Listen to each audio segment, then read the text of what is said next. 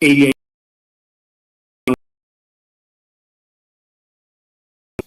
hence the docket of Sunnyside. It is the docket of hijacking. Before you proceed to explain that, witness A, can I just place on record that your statement refers to the hijacking occurring in January 2025. It should be January 2024. That is correct. It should reflect January 2024. Thank you. You may proceed. And then the aim of us taking the docket, it was to see if we will be able to maybe connect these arrested persons, which is Musa, Tau, and Floyd, to the crime of hijacking. But unfortunately, we could not, because the victim of hijacking, who is the complainant in this case, said the crime took place during the load shedding, so he could not be able to identify the people that hijacked her. And then, as such, they were not connected to a hijacking, but to a possession of a hijacked motor vehicle. Okay, and then you say that you mentioned something about the license plate that the I-20 was fitted with. Can you just tell us about that?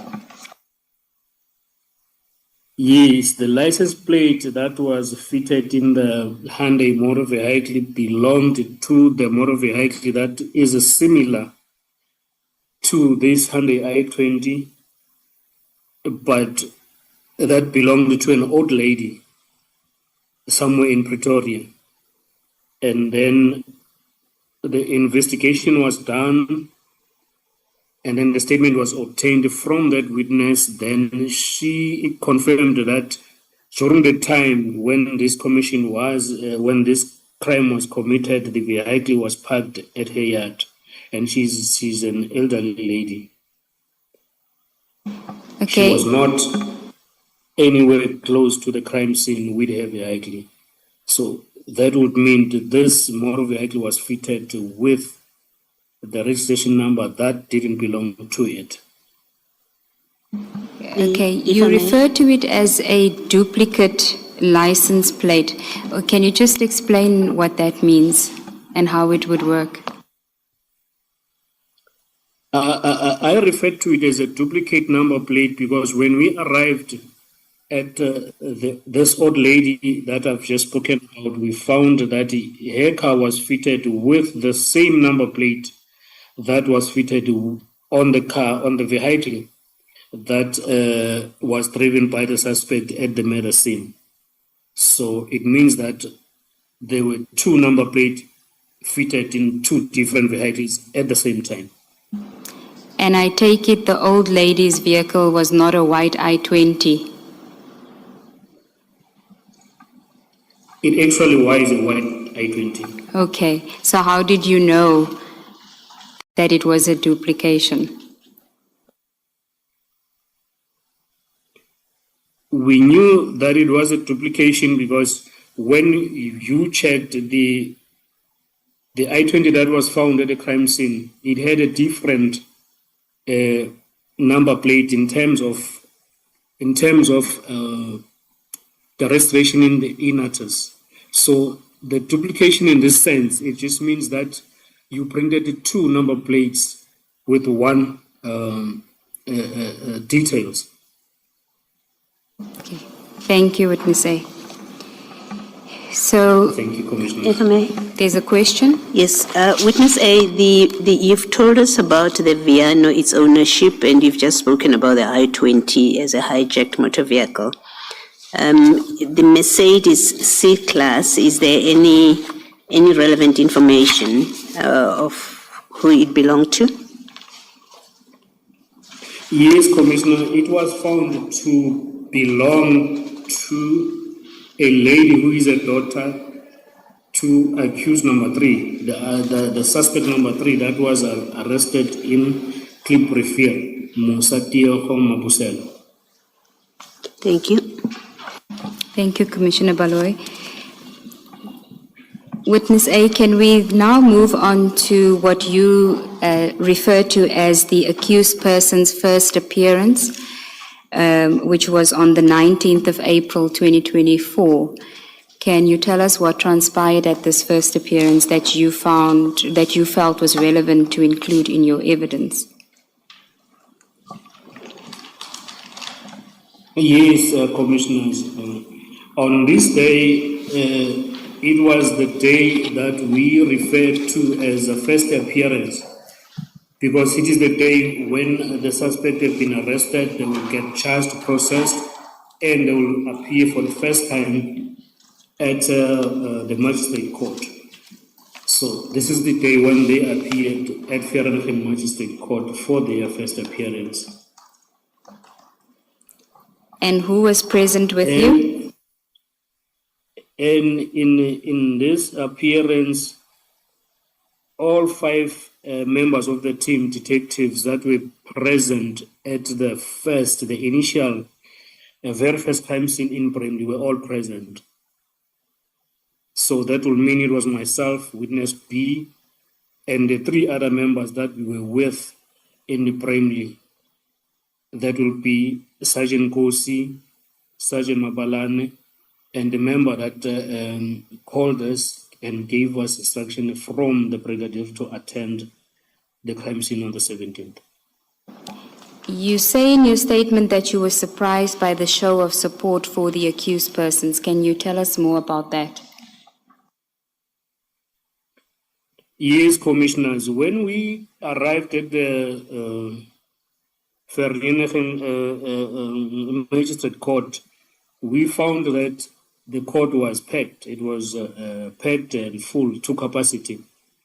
And then we learned as we were there that the people that were there to support the suspect, more especially Michael Puletau, as he was a police officer. So there were a lot of people that were there in support of him.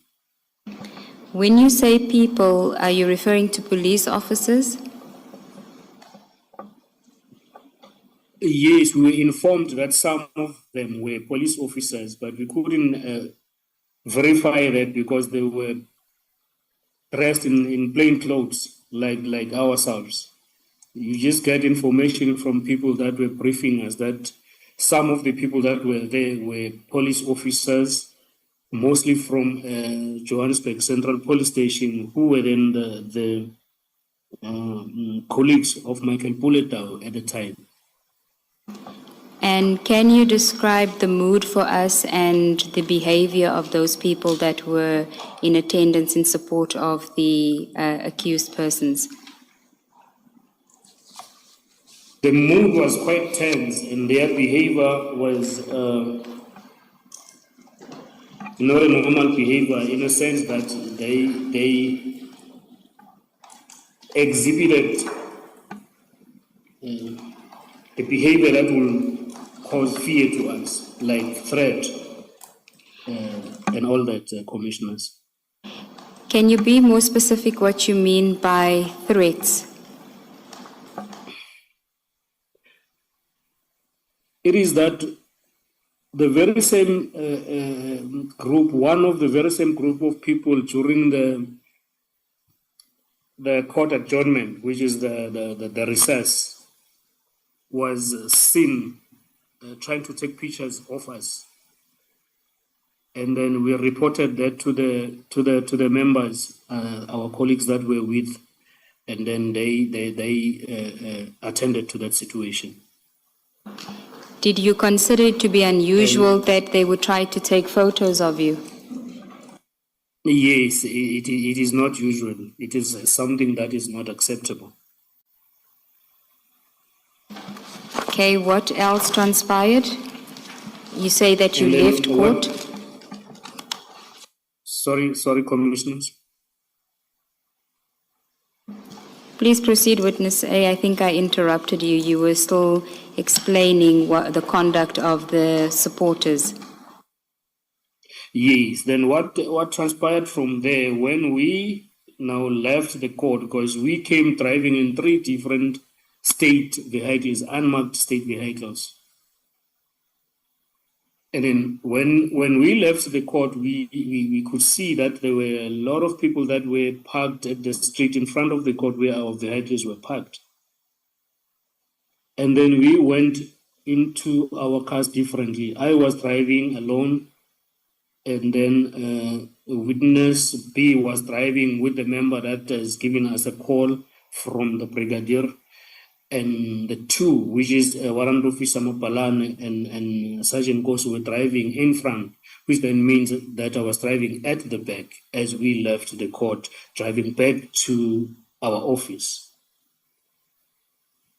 And as we were driving, just before we could leave Vereeniging town, I could see that there were people that were joining us, and then I could identify that some of the traffic that we were driving with were the cars that were parked in front of the court.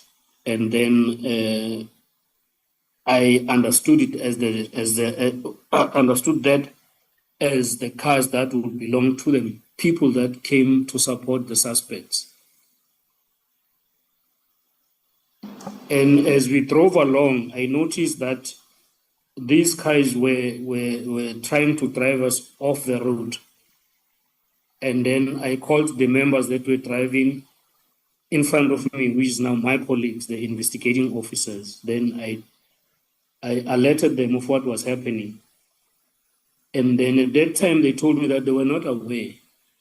But then we decided that we needed to stop somewhere along the road and then discuss as to how we're going to go about this, because it was not a usual thing to happen.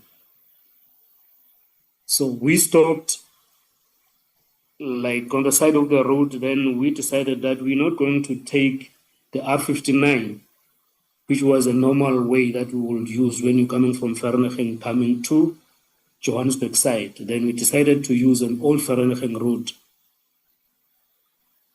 And then we agreed to do that. And then that is what we did. But as we were driving on this old Vereeniging route, these vehicles kept driving with us. They will pass us, they will stop, then they will be at the back and all that. But we kept driving.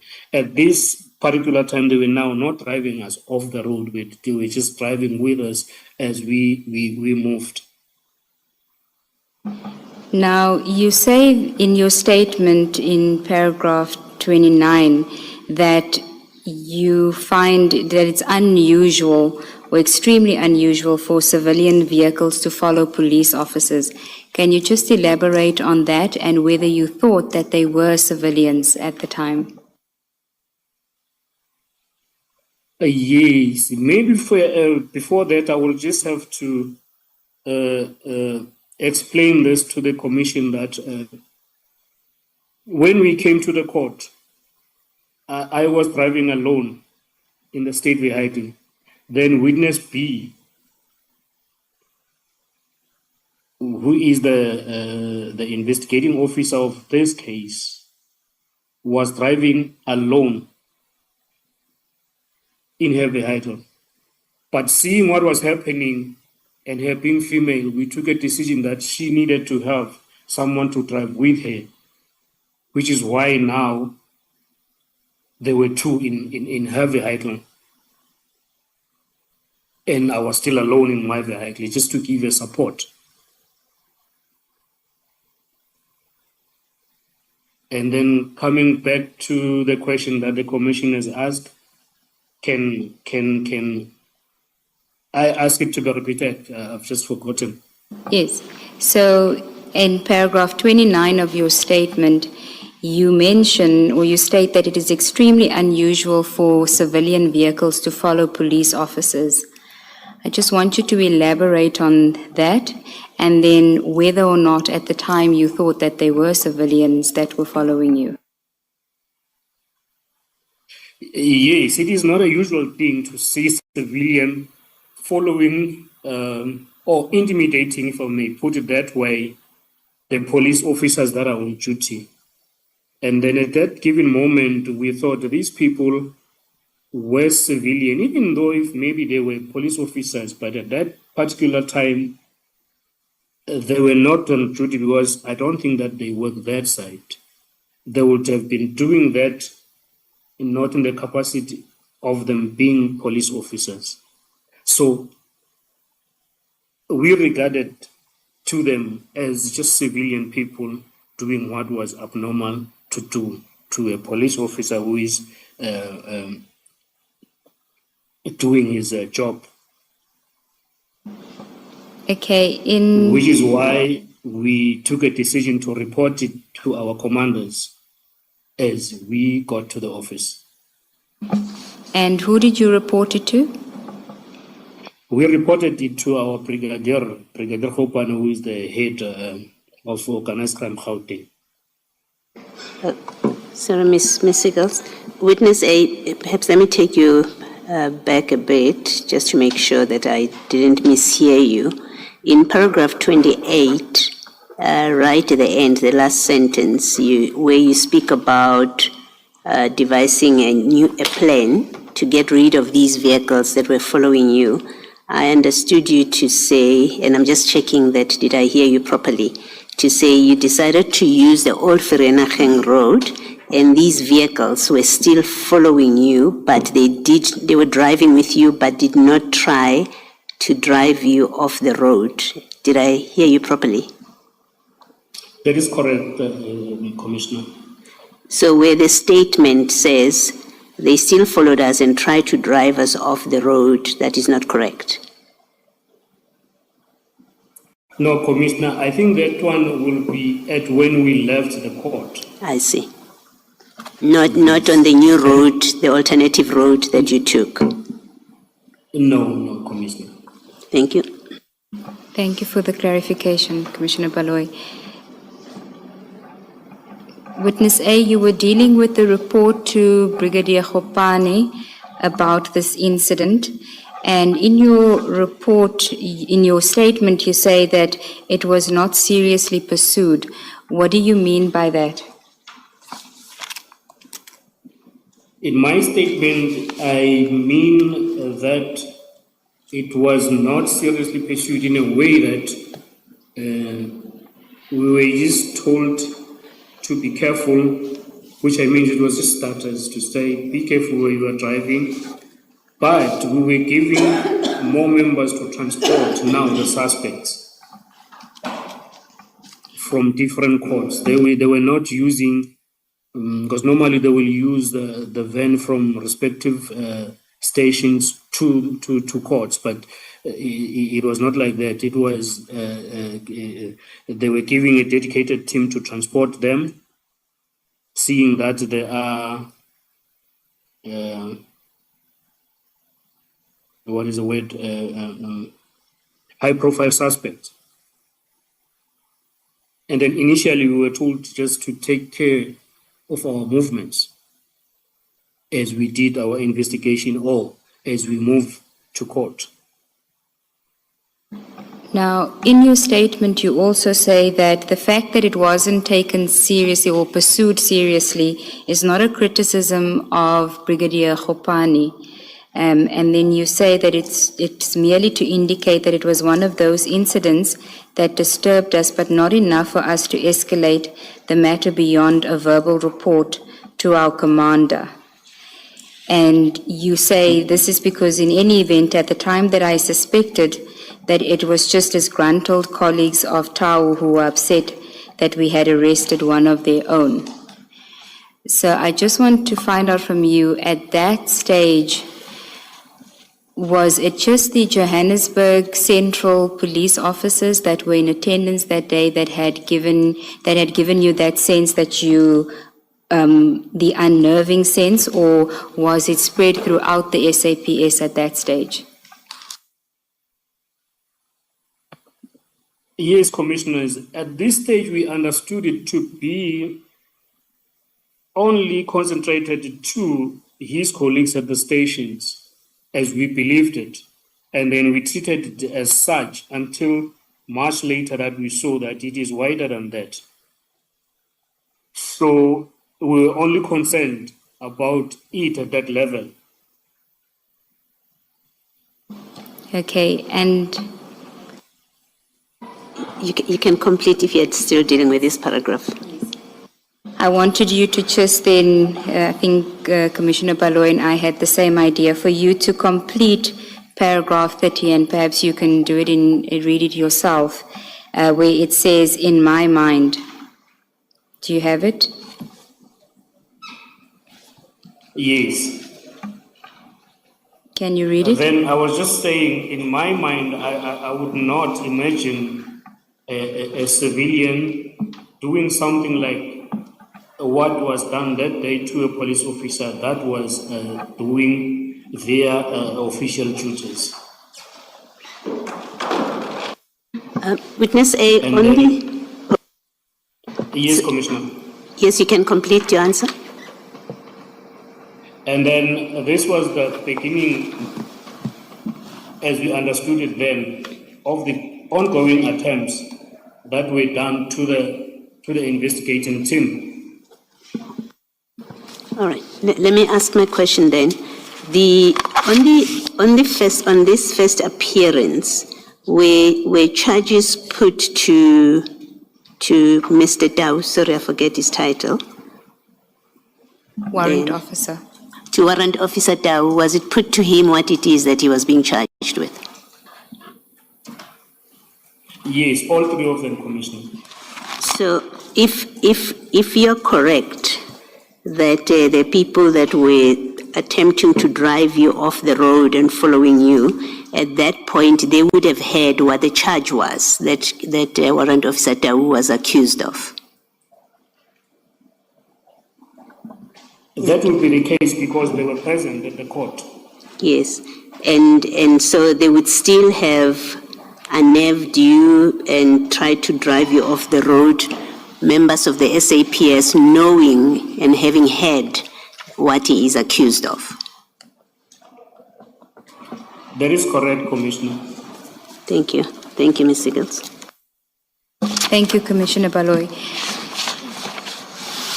Then, Witness A, if we can go to page 9 of your statement, you start a new topic there, and it is titled Initial Links to Katiso Molefe in the Swart Murder. Now, can you just elaborate on what was the basis for these links? How did it start out? These links started out as the investigations continued in this matter. Initially, we had these 3 people that were arrested for the murder of Ahmad Swart.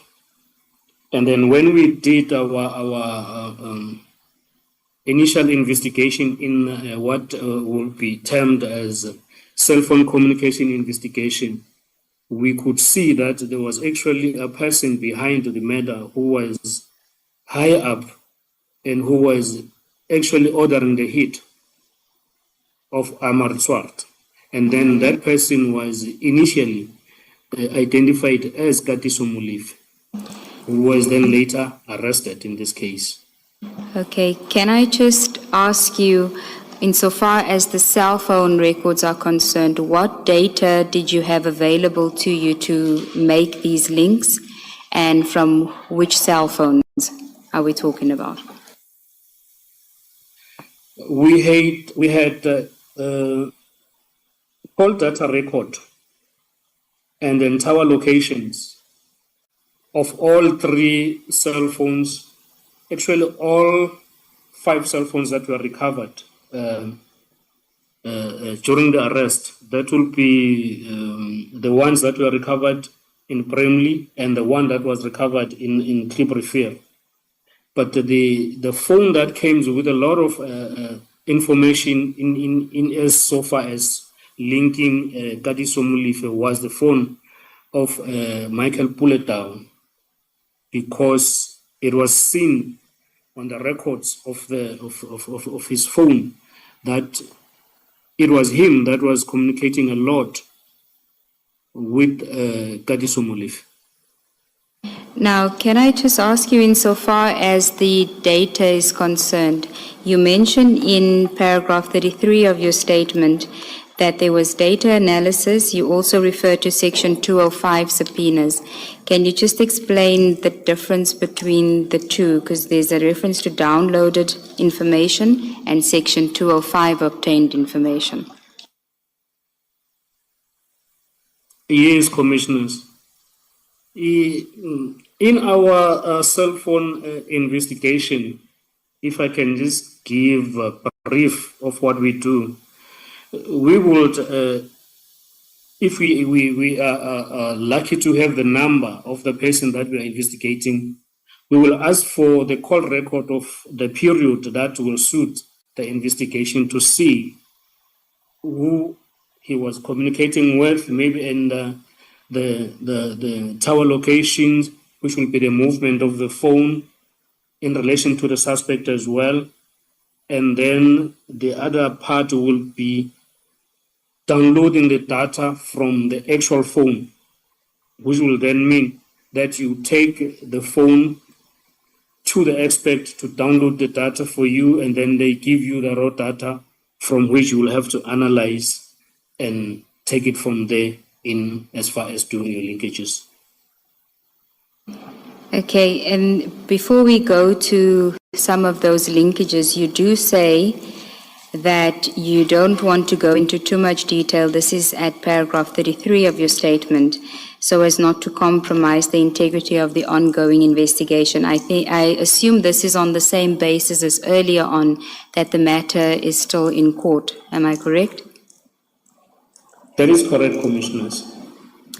And if we can also give context to the information that we're about to look at, this is just insofar as the information that was available to the team in early May 2024.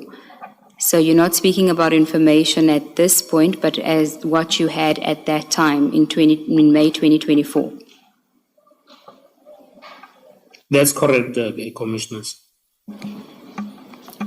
Okay, can we then start with what is set out in paragraph 33.1 of your statement, where you deal with the links that you could see on the 12th of April, from information on the 12th of April 2024, which would have been 5 days before the murder. And we are, in this regard, Commissioners, referring to the information at WA1 of the statement, which starts at page 42, and we will also project the redacted version, but yours is not redacted. And witness A, if I could, we're going to screen share, if I could ask you to only deal with the version that is on the screen, because that's the redacted version. And the first is that you say on the 12th of April 2024, 5 days before the murder, 1, Tau receives a call from Mr. Katiso Molefe at 11:36. There's a duration of 119 seconds. And 2, he makes a call, this is Tau, makes a call to Molefe at 11:43 of a duration of 14 seconds, and arrives at Molefe, this is Tau, arrives at Molefe's home shortly thereafter at 12:36. Now, before you go to what's on the screen, can I just ask you, how did you know that that is Molefe's number if you didn't have his cell phone at the time?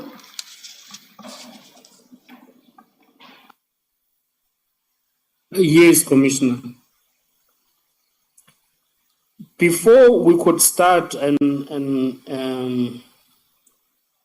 doing our applications and maybe phone downloads and everything in terms of doing a cell phone communication investigation, we will do our background check, and then which is where we get the information that we will call the intelligent information. So at the background, we already had Katiso Molefe's cell phone number.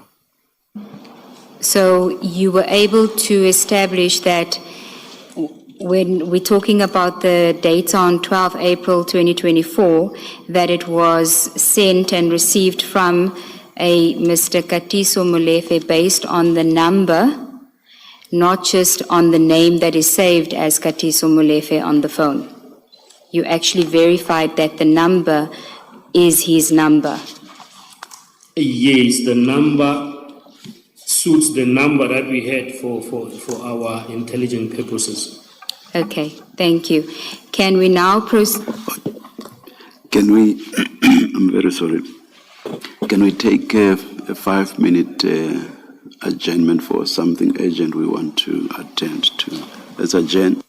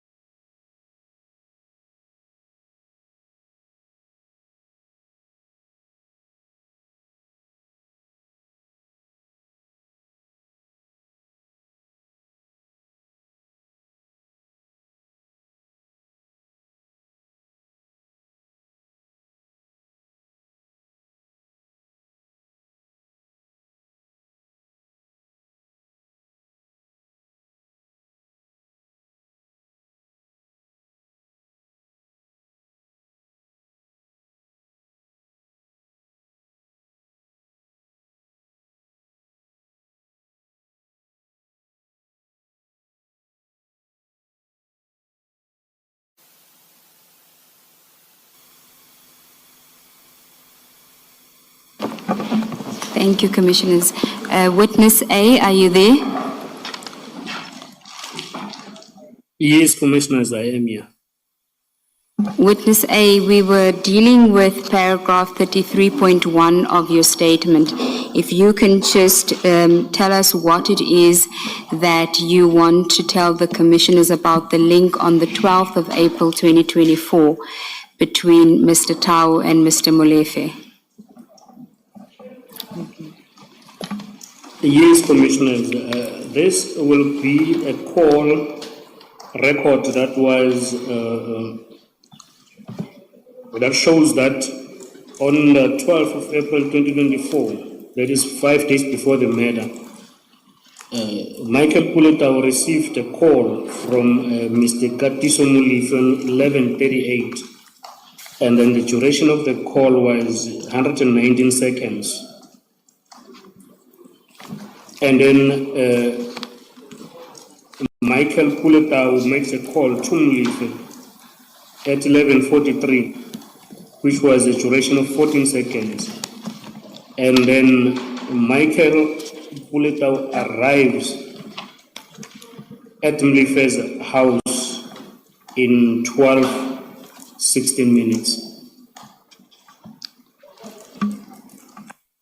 Okay, we're just flighting the second one, which is at 12:16 minutes, as you say. And what is it that we see there where you say it's at 12:16 minutes? We're seeing the vehicle, which is the Mercedes-Benz Viano, that was later linked to Tau during arrest, arriving at the house of Katiso Molefe on the 12th of April 2024, 12:16 minutes. And then if we go to the next one, it's 33.2. You speak about the 13th of April 2024.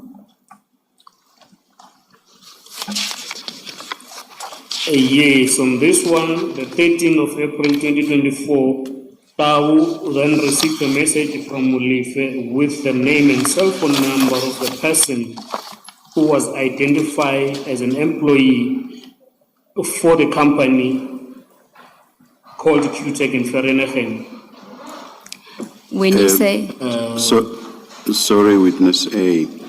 When you say that, or when you say with a name and cell phone number of someone, what do you mean? Do you mean this message mentioned this cell phone number and person?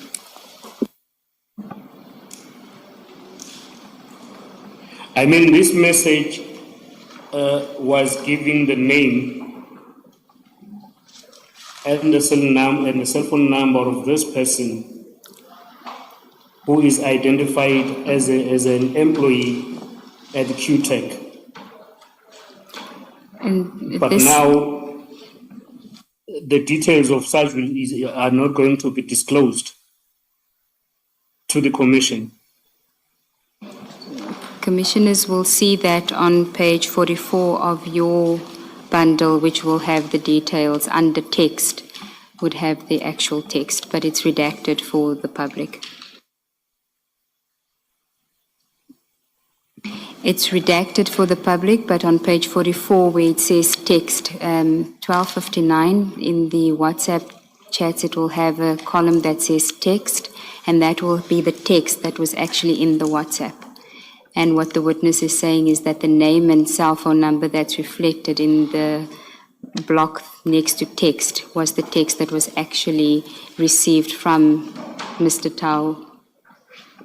Sorry, from Mr. Molefe to Mr. Tau. Can you have the witness confirm that? Yes. That is what the witness had said. I'm just confirming that you can actually see it on your screen, whereas the public cannot.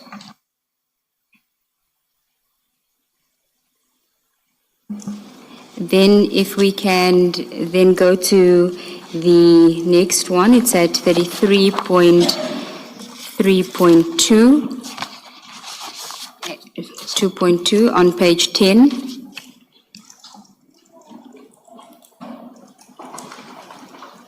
Yes, Commissioner.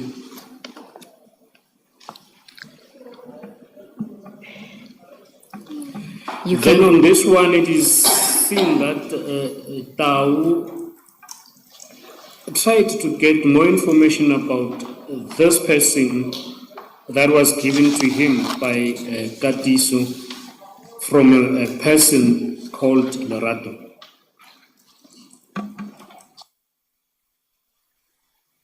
Do you know who Lerato is?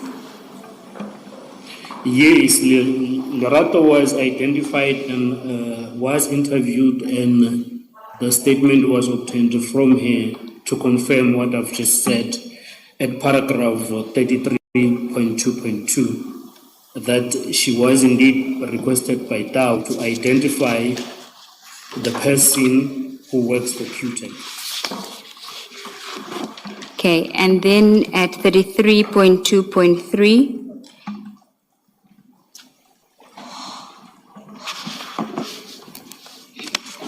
in that one, Tao sends a message to Mulife asking, Abudi, please send me that company's name again.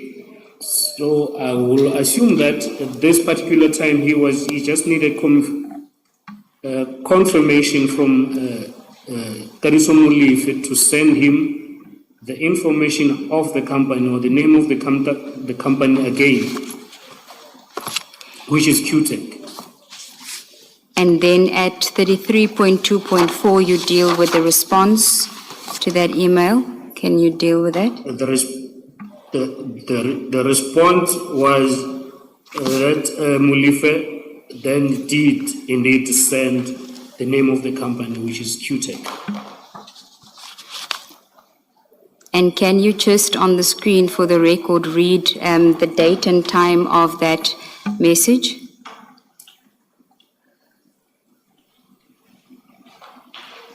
It is 13 April 2024, 14:39. Thank you.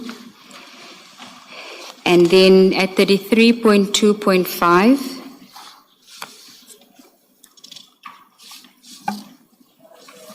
At 33.5, Tao makes a call to Mulife and also received a call from Mulife at 16:34. we're on While Tao 30. was highly spotted. Sorry, witness A, we're at 33.2.5, not 33.5. We're still on the 13th of I'm too April. far. Yes. 33.2.5. Yes. My apology, Commissioners.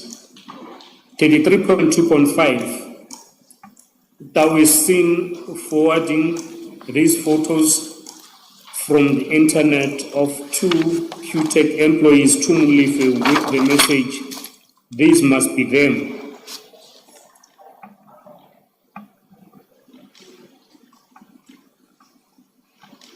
Okay.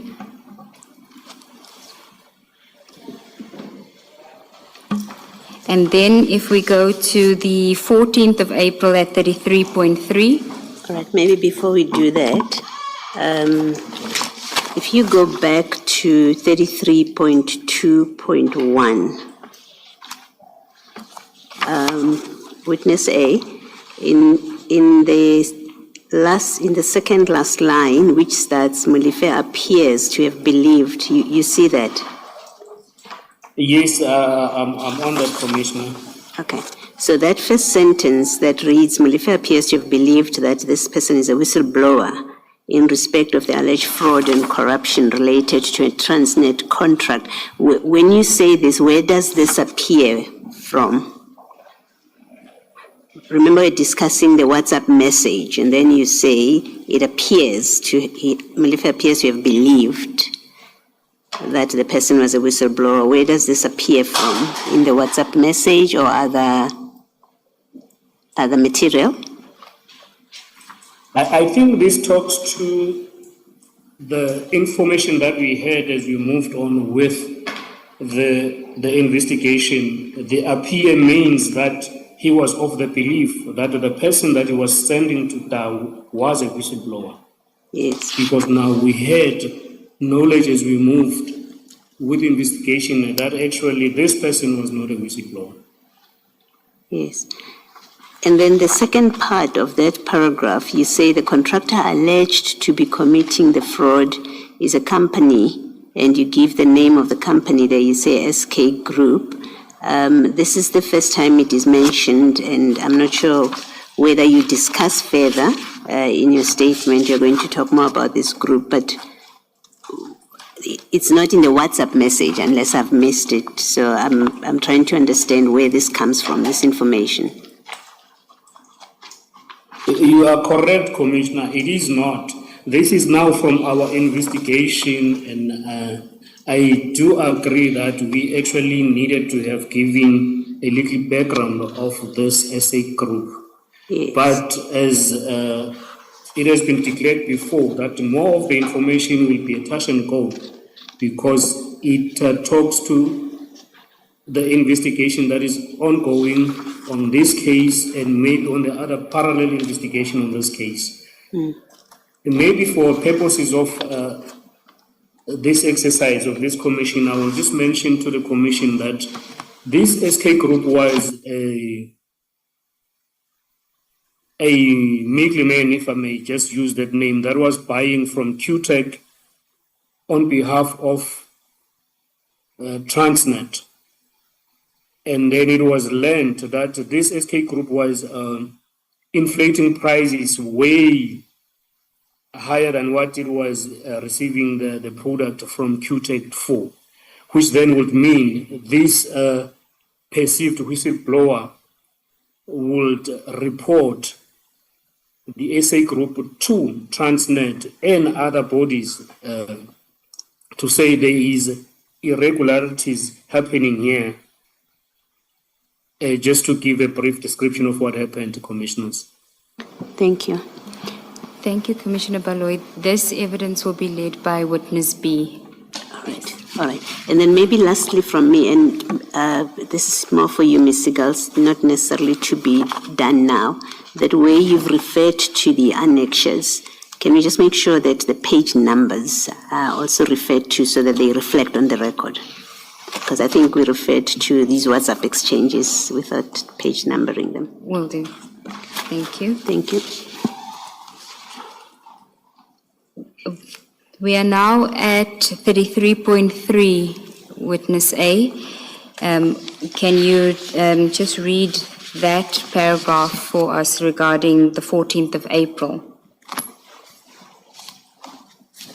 33.3. Yes.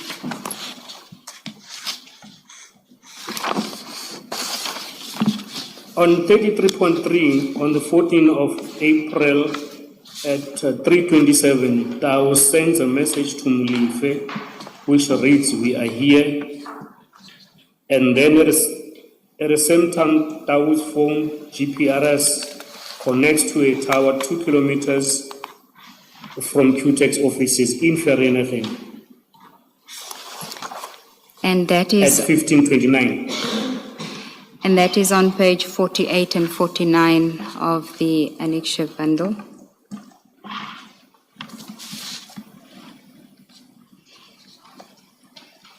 And then if you can go to 33.4.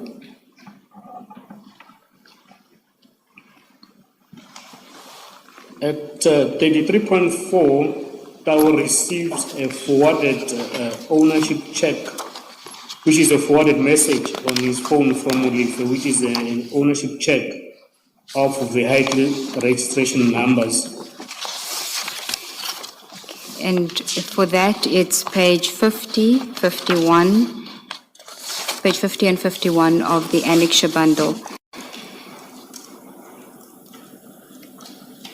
So if I can understand what you're saying is that Mr. Tau is receiving from Mr. Molefe forwarded ownership checks for 3 registration numbers. Were you able to confirm what those vehicle registration numbers relate to? Are they in any way related to anyone at QTech? No, they were not connected to anyone at QTech. Okay. Continue at 33.5. 33.5, that is now on the 16th of April, which will be the day before the murder. And then, can I just jump to 33.51? Yes, you may, and it with reference to page 52 of the annexure bundle. Yes, Tau makes a call to Mulife, and he also received a call from Mulife at 16:34, while Tau's vehicle is spotted on CCTV footage at QTech offices at 16:39. If I can just understand what you're saying is that at the time that Mr. Tau makes a call to Mr.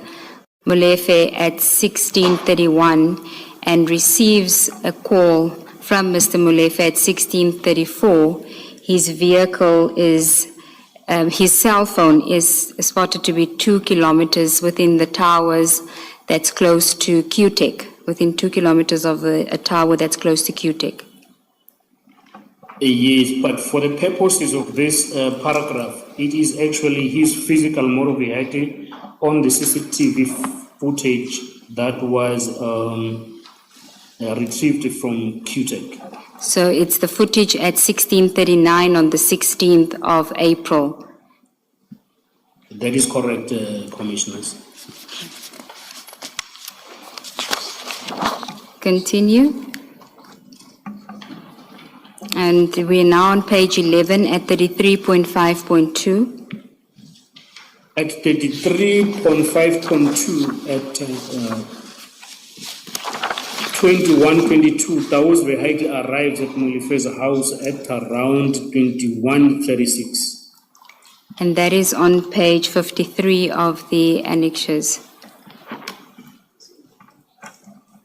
And you say that the Viano arrives at Mr. Molefe's house at 21:22 on the evening before the murder. Yes. Okay. And then it left there at 21:36. Okay. And then if we can go to 33.6 and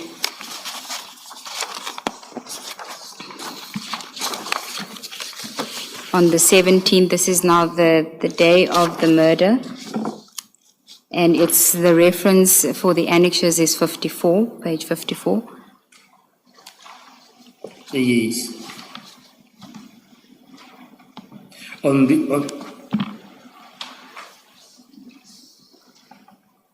Yes. Yes, Commissioners, can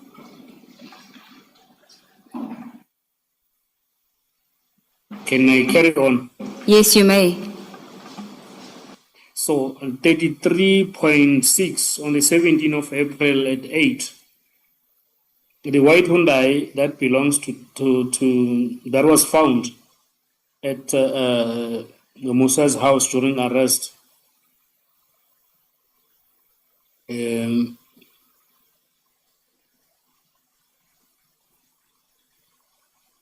You may read it, Witness A. The whole paragraph. Yes. Oh, it says on 17 April 2024 at 8:04, the white I-20 arrives at Kekana's house in Q at 8:12. Cell phone activity resumes at 8:17. And then at around that time, Tau sends a message to Mulife saying, "Morning Aputi, Rishabh," which was then translated to say, "Morning, brother, we are okay." This inference I draw the inference that from the timing of the message and the fact that there was no message that preceded it, it was him telling him that they went good in Vereeniging and they are not arrested and they are back. So it was just giving them, he was just giving Molefe information that wherever they are okay, for him not to worry. And if we can just place the timing in context, the murder of Mr. Amanswart occurred at just after 7 in Vereeniging. And this is now at 8:17, an hour and some minutes later, but they are back in Johannesburg. This is happening in Johannesburg, this conversation, or the WhatsApp is being sent when Mr. Tau is in Johannesburg. That is correct. Also, what we understood about this was that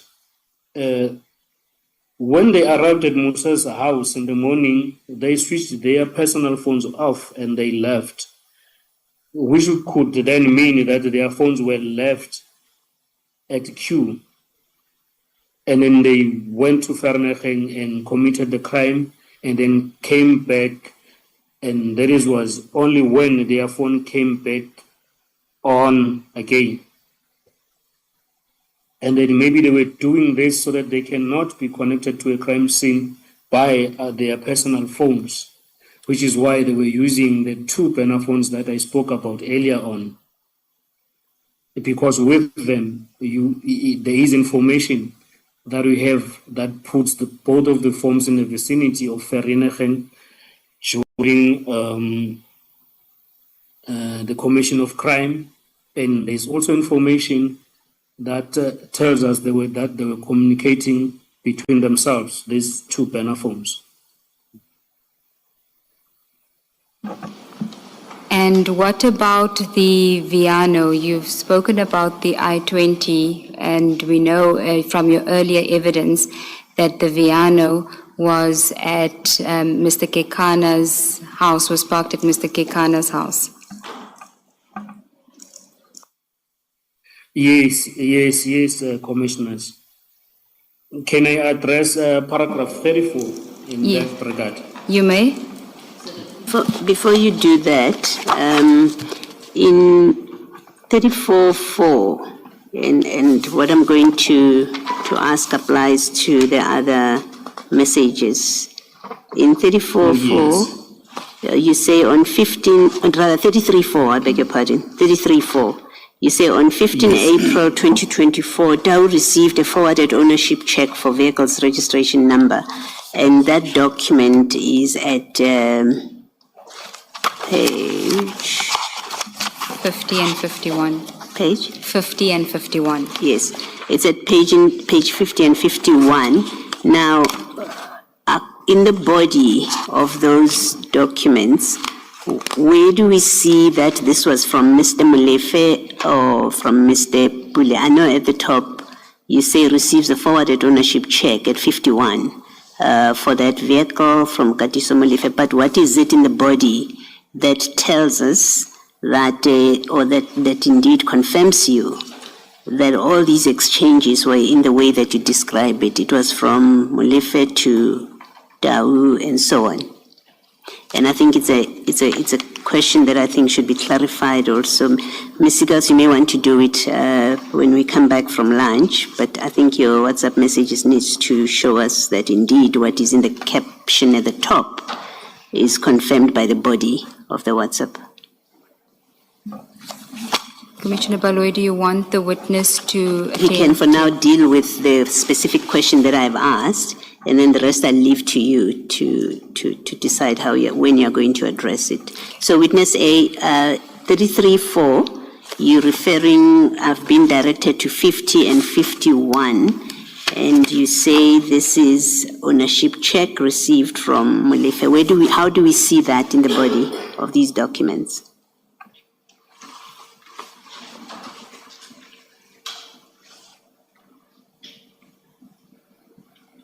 Where do we see that this is from Mr. Molefe being sent to Mr. Dawi, and it may well be a reference to their telephone numbers. I don't know how you identify them. Witness A, you are muted, so I'm not sure if you're speaking and we can't hear you. Yes, Commissioner. I was just trying to look at my pages here so that they do not make noise to the microphone.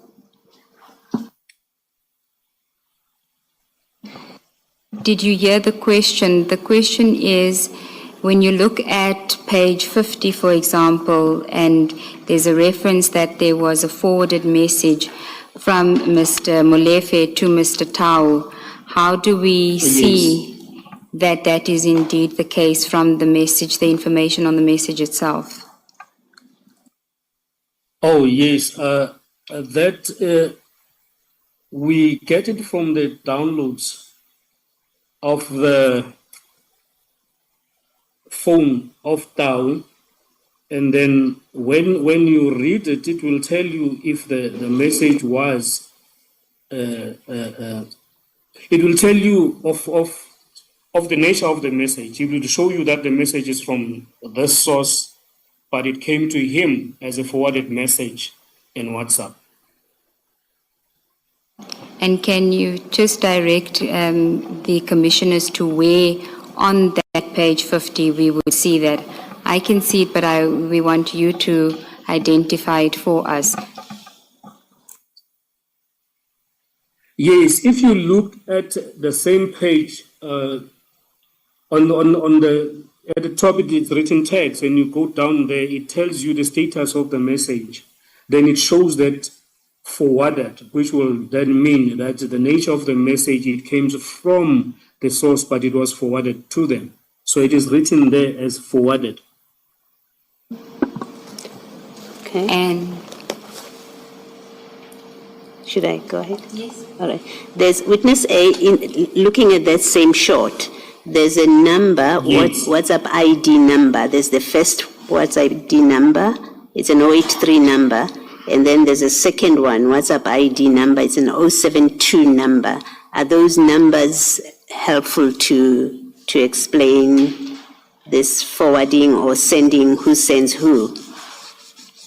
Yes, the 083 will be the number of Mr. Molefe, and the 072 will be the number of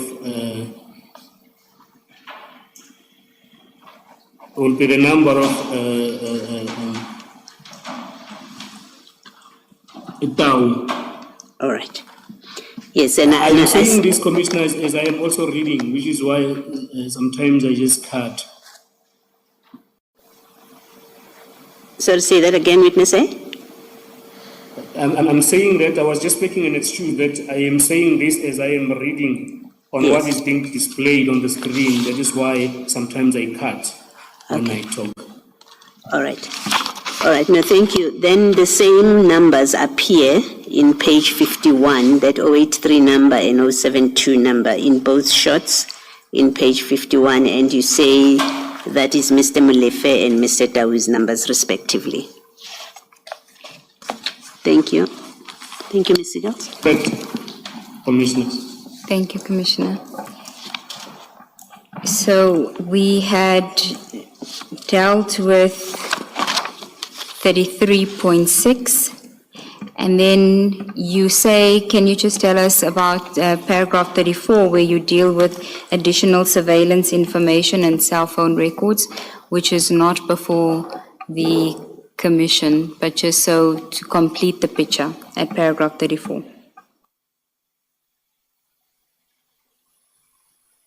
Yes, paragraph 34. Yes. And then in addition, the surveillance information before and on the day of the murder revealed that Tau's Viano was at and near the office park where Swart was murdered, and it appears that whoever was driving the vehicle was scouting the place. And then the cell phone, the cell phone records and the vehicle tracking information and the CCTV camera footage agree to this and are attached as for witness B to talk more about. Yes, I just wanted to clarify paragraph 34, and you must just confirm this for the commissioners, is that the sentence should in fact read that the surveillance information before and after the day of the murder revealed that the Viano was at or near the office park, not on the day of the murder. Yes, that is correct. That will confirm that this vehicle was used to survey either the crime scene or maybe to survey the victim, who is Mr. Swart, as well.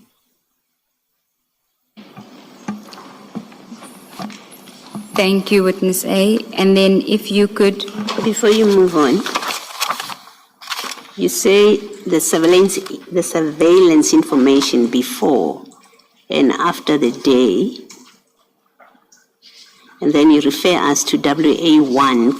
Can we look at that WA1 and see where does it convey what you say in that paragraph 34? Yes, Commissioner, I just indicated now that information about the Viano itself is not before the Commission. The WA1 refers to everything that has been dealt with under 33 and 34. But the Viano information, unfortunately, is not before us.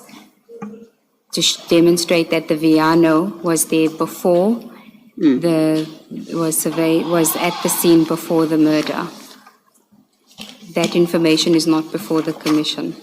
Okay, so WA1 correctly speaks to the 12th of April. It speaks to the 12th, the 13th, all of the dates, but in relation to the I-20 and the Mercedes-Benz C200, not the Viano. Okay, thank you. Maybe this is for the witness and not you then, Ms. Siggles. What do we make of the shots on page 52 of our bundle? Yes. With specific reference to the date of 16 April 2024. Let me just see.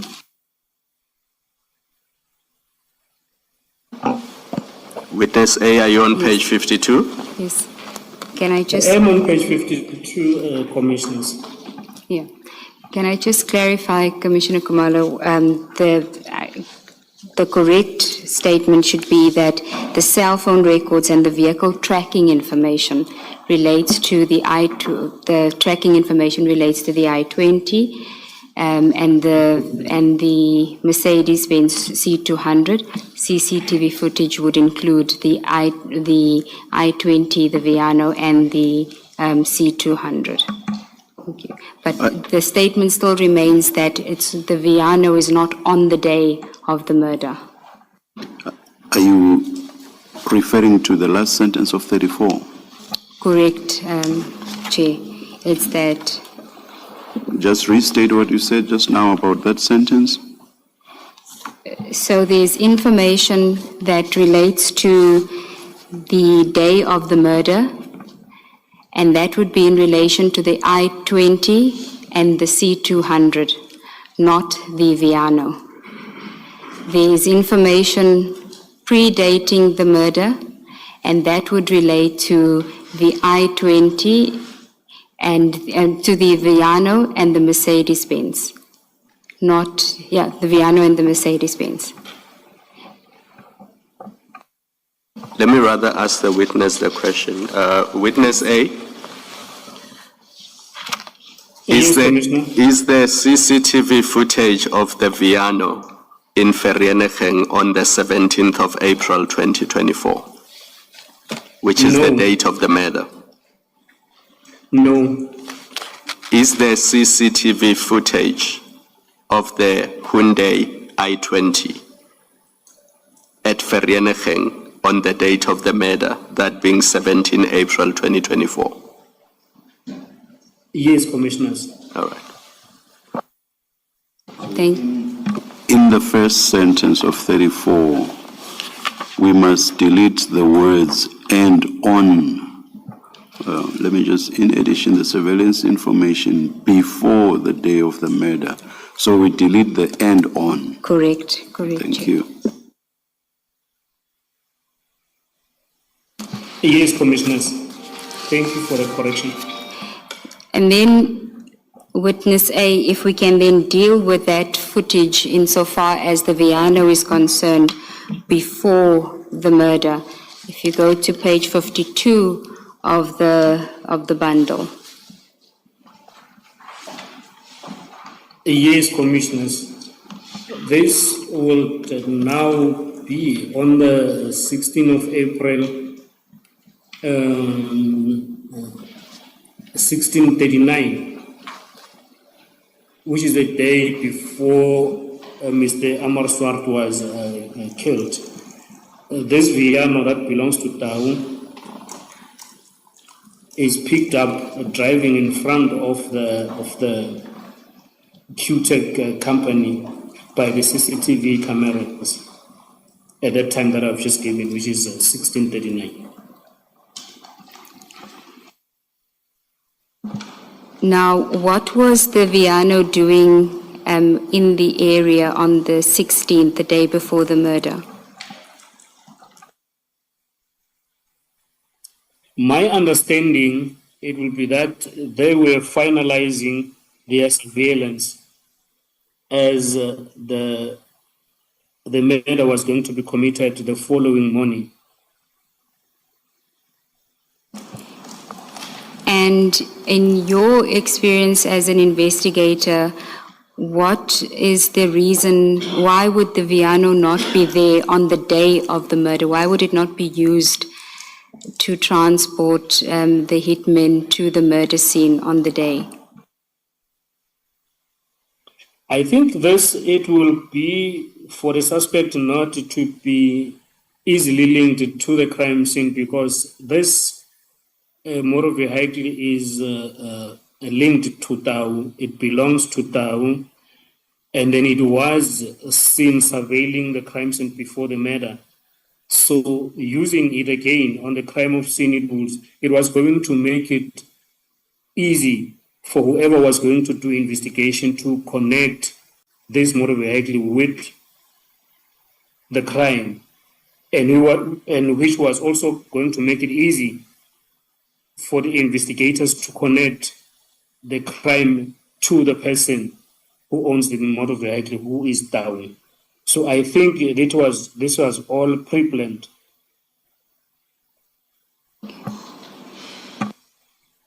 In that page 52, witness A, and going back to the paragraph in your statement, you is at 33.5.1, you say at 1631, Tau makes a call to Molefe and receives a call from Molefe at 1634, while Tau's vehicle is spotted on CCTV footage at QTech offices at 1639. And then you go to page 32. At the bottom of that picture that you've just spoken to, 52. Yes, at 52, you've got those headings, makes a call to 083, and then in brackets you say Molefe, and then receives a call. Where in these two documents, 1631 and 1634, do we see that the call is, in the first one, is from Tau to Molefe? Can you just talk us through that grid? But also, if you're able to, where he is in fact at the time of the call, of the two calls.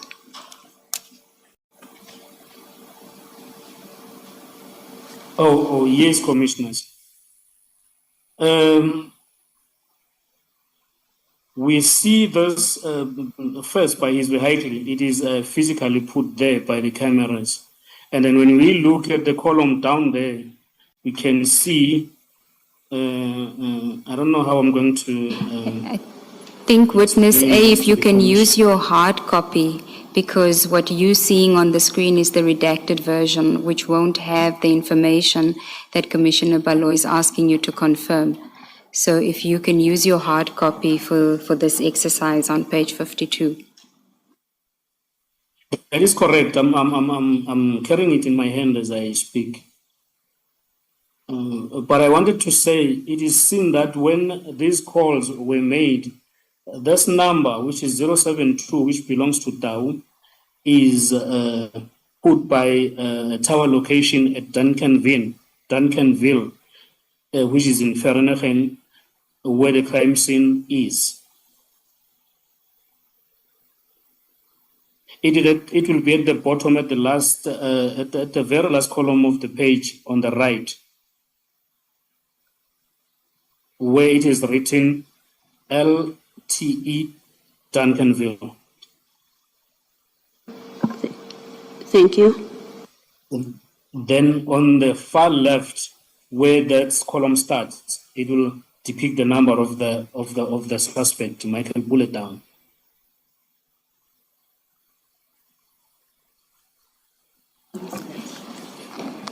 Thank you, Witness A. Thank you, Commissioners. And then at paragraph 35, without reading out the name of Witness B, can you just read paragraph 35 into the record? Yes, it reads that Witness B will testify in detail to the links that were discovered after Mlife's arrest, which is now on the 6th of December 2024. The reason I deal with these links is to complete the timeline and deal with the type of information that was available to the team, although not all can be revealed in public. I will deal later with the links related to the murder of Opa, John Sifuka, and two other persons that he was with, which will then be known as Walter Mkwena and Sandile Miezi. Thank you, Witness A. If we can then go to page 12 of your statement, and here you now deal with uncomfortable incidents and the first signs of possible interference. And we are now at paragraph 36. If you can just tell the Commission about that incident. Yes, in this paragraph, I'm going to deal with the first signs of discomfort that we're now confirming what we saw when we went for the first appearance in Vereeniging. Then we could see that it was spread it was not only based in the police station where Tau was working, but it was spread right across the province, if I may say that, up until the senior officers of SAPS. I'm saying this because in mid-May, I was told by Witness B that she had received a call from our commander, Colonel Mkwena, in our office, who had Major General Shibiri, who is the head of organized crime nationally, actually wanted to see us to brief him about the case of Mr. Swart. Sorry, Witness A, before you go ahead, can you just tell us who is Colonel Mokwena and what is his or her position? You say direct commander, but what is the position? He is colonel, he is a colonel, and then he is our immediate commander in terms of the structure at work. It will be Brigadier Khopane, it will be him, and then so it goes down. So we reported to him directly. And who does he report to? He reports to Brigadier Khopane.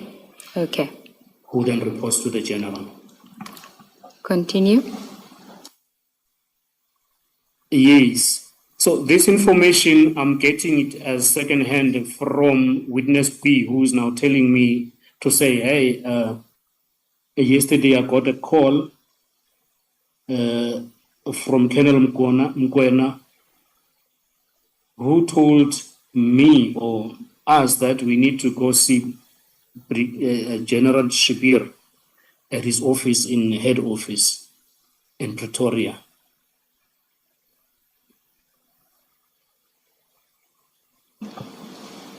And then further than that, witness B says, actually, it seems like when Colonel Mkwena was calling her, he was together with General Shibir at one place.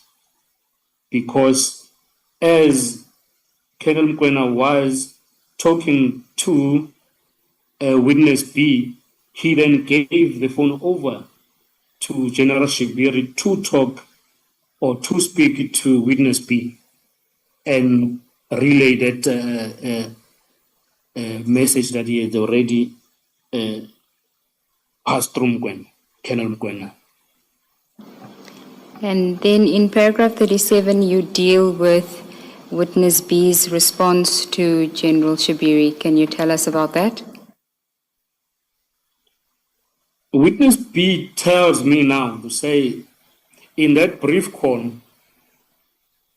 General Shibiri asked her a certain information in relation of the Mr. Swart murder case, and then witness B tells me that she told General Shibiri that the case that we're dealing with is of a sensitive nature, so she did not feel comfortable to discuss it over the phone, which is why now the decision to come like physically to his office was emphasized. When you say decision, was she saying to General Shibiri that she will come to him, or was he inviting the team to come and meet him at his offices? He was inviting, he had already done it through Colonel Mkwena.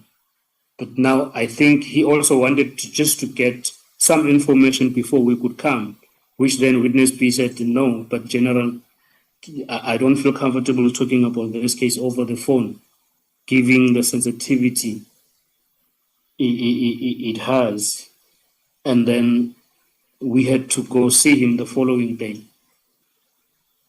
Okay, and in paragraph 38, you then deal with the meeting. Can you take us through it?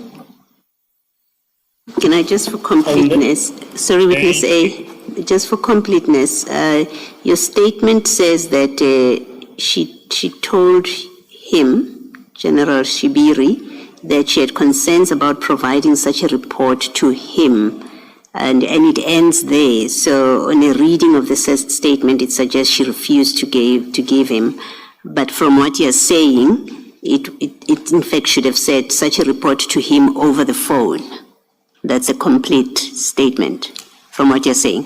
That is correct, Commissioner. Maybe it is the way that I gave the statement. She didn't actually refuse, but she suggested that it can be given to him verbally, not over the phone. Thank you. Thanks, Mr. Thank you, Commissioner Baloyi. At paragraph 38, you deal with the meeting? Yes, at paragraph 38, it was the day that we were supposed to go and meet with the general at his office.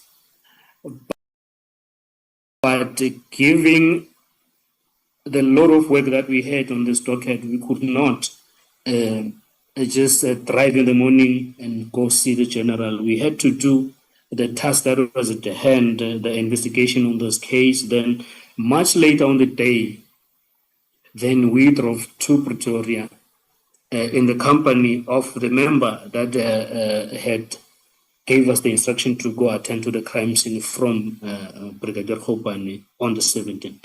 So it was 3 of us going to see General Shibiri in his office at Pretoria. Okay, continue. Yes, and then when we arrived at the office of the general, we were welcomed in. And then the meeting started. It actually was not even a formal meeting. He just asked a very few questions about the case, and then during that conversation, he told us that this case that we were working on was actually a very sensitive case because the people that are arrested are connected to people that are very dangerous. And then he told us that these people who are the now suspect are connected to a person who had already passed away by then, who was called Mswazi.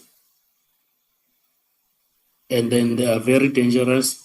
And then there is a lot of resistance and interference that we're going to get from the police while we're doing our investigation.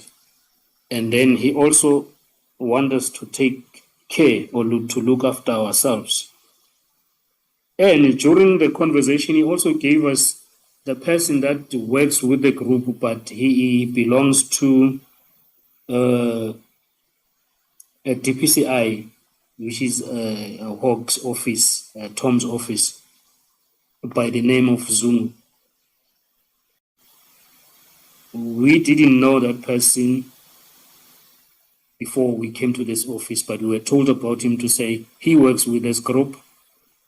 We might encounter interference from him and other people that maybe we're not told about there. Witness A, can I just take you back to your statement? You've skipped some information. At paragraph Yes. 39, Yes. after the general tells you, you say after he told you about the very dangerous person called Mswazi, can you just continue from there?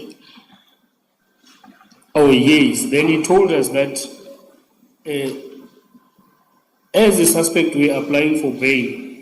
He told us that he asked us what was the status and everything, and then we told him obviously that we were opposing bail. And then he said there were envelopes that were on offer. He termed it as there were 3 envelopes flying around that were on offer for the suspects to get bail. He said 1 envelope will be for the investigating officers, the other one will be for the magistrate, the last one will be for the prosecutor.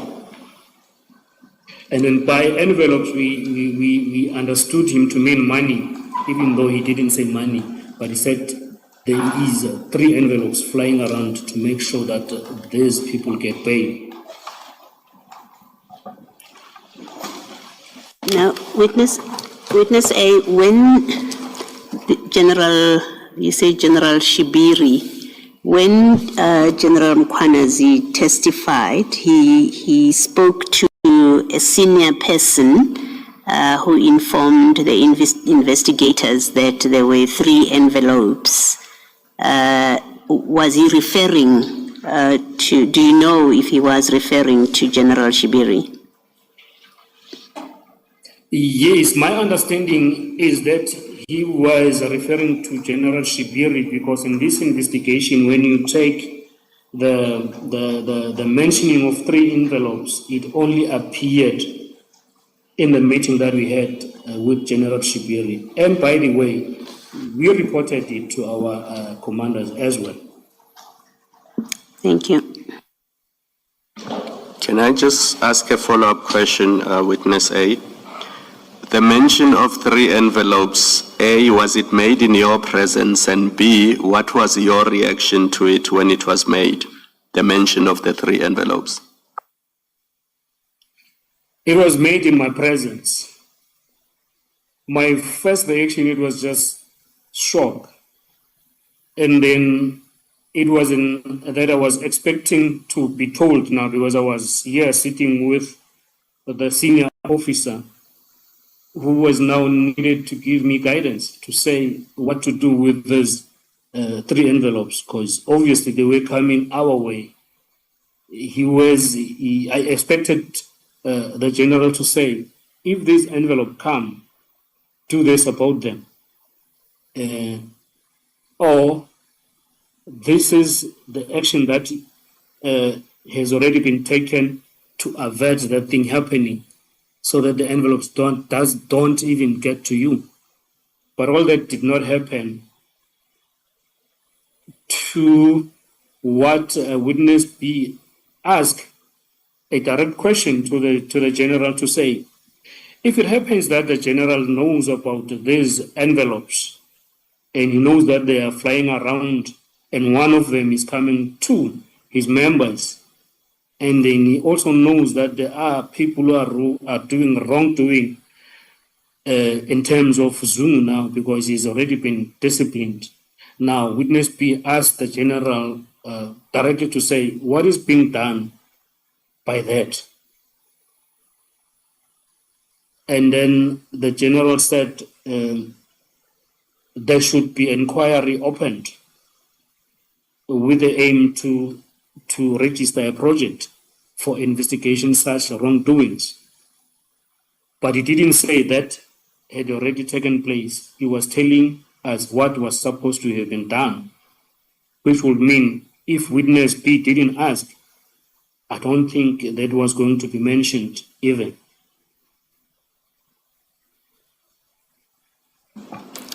Thank you, Witness A. May I, sir? Do you, in paragraph 40, and you've already mentioned in your evidence the reference to Zungu, do you know if General Shibiri has done anything or taken steps relating to this Zungu police officer? No, commissioners, we did actually not do a follow-up on that. We don't know if anything was done to Zungu. Neither did we ever identify who this Zungu person is. Thank you. Thanks, Mr. Thank you, Commissioner Baloyi. Witness A, just to go back to the reference to 3 envelopes by General Shibiri, was it your understanding that he was saying that he knew that there were 3 envelopes available if you were willing to accept it, or was he saying that he had the envelopes for you? No, what I understood is that he was saying he knew that there is envelopes that were ready, which one of them was meant for the investigating officers. But I don't know if he had them with him, and I didn't understand it to say he was having them or he was having one envelope with him. I didn't understand it that way. Okay. In paragraph 40, you dealt with Zungu, but your statement starts with another person. Can you read that and then just explain whether General Shibiri expanded on that issue? He did not expand it. He just told us that he knows a lawyer that was standing for Mr. Tau.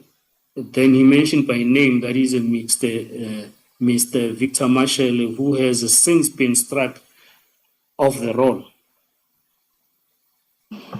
Now, And then he didn't give any references to why he is mentioning him or what was the reason he mentions him. But he just told us that he knows the lawyer that was standing for Tau, which was true because we had already been in court a few times with Tau, and then we knew whose lawyer was. okay, and then in paragraph 41, you've already dealt with what Witness B's attitude was towards General Shibiri mentioning wrongdoings by officers where there seem to have been no consequences. But you deal with another issue that she had raised.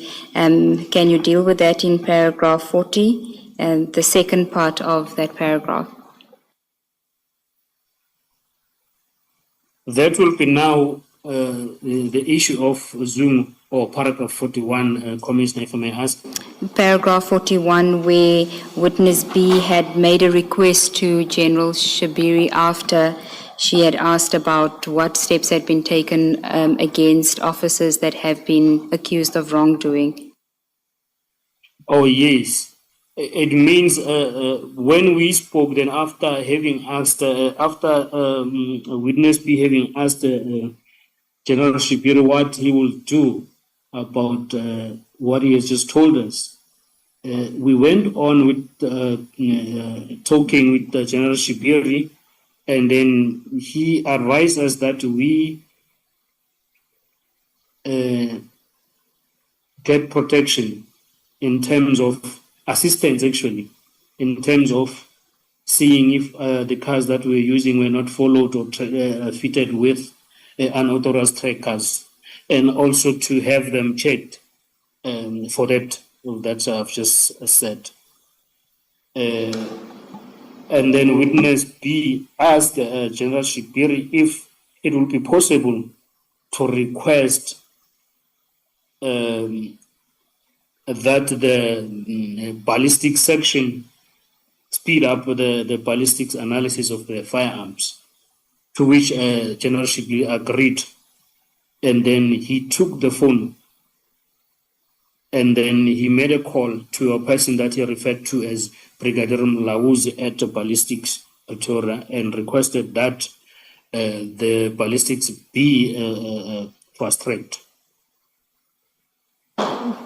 Can I just follow up on that? Was there an issue with the ballistics at that stage? Why would there be a request for it to be expedited?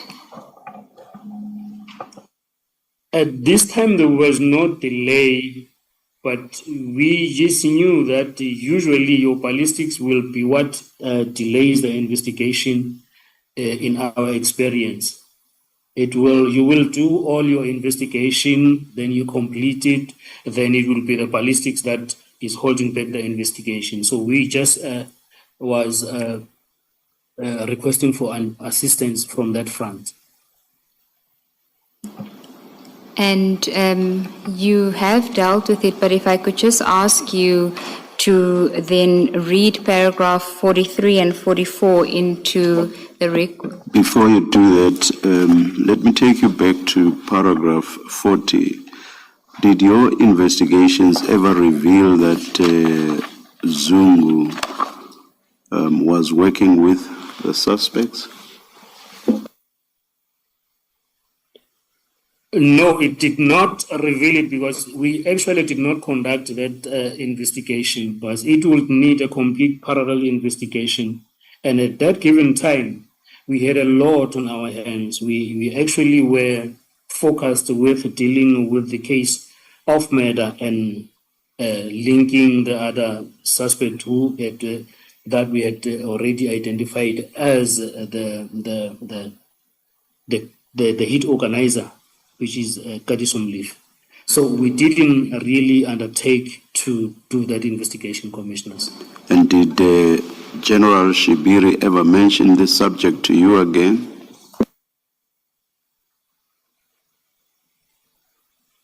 Of Officer Zungu in particular? Of Zungu.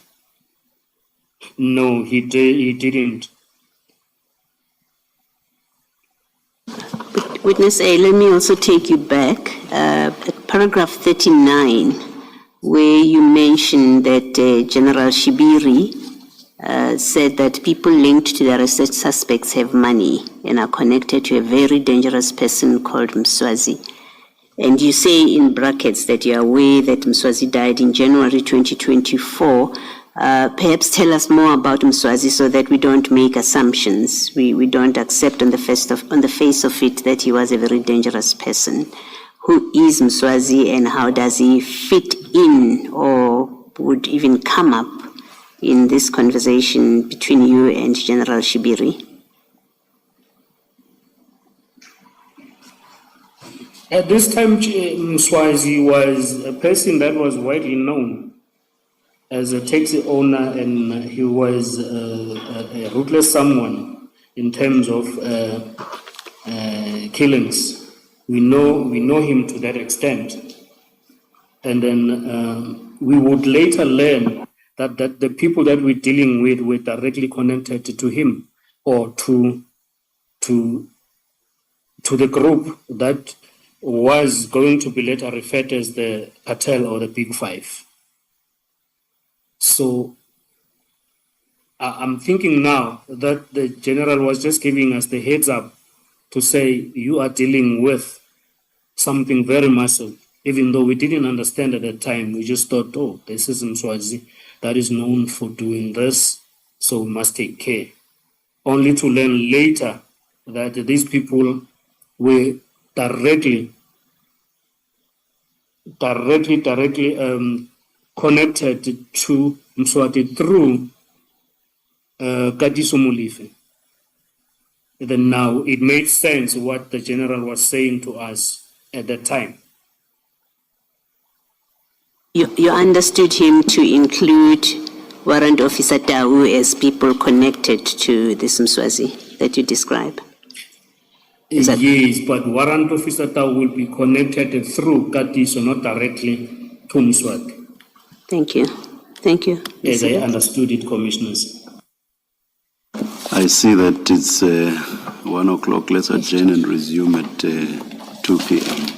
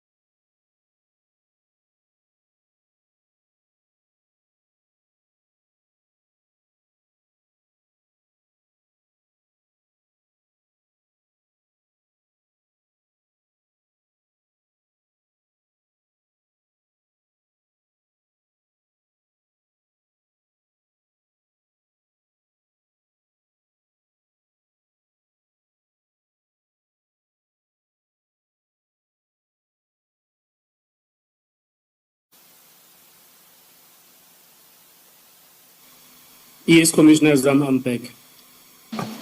Thank you.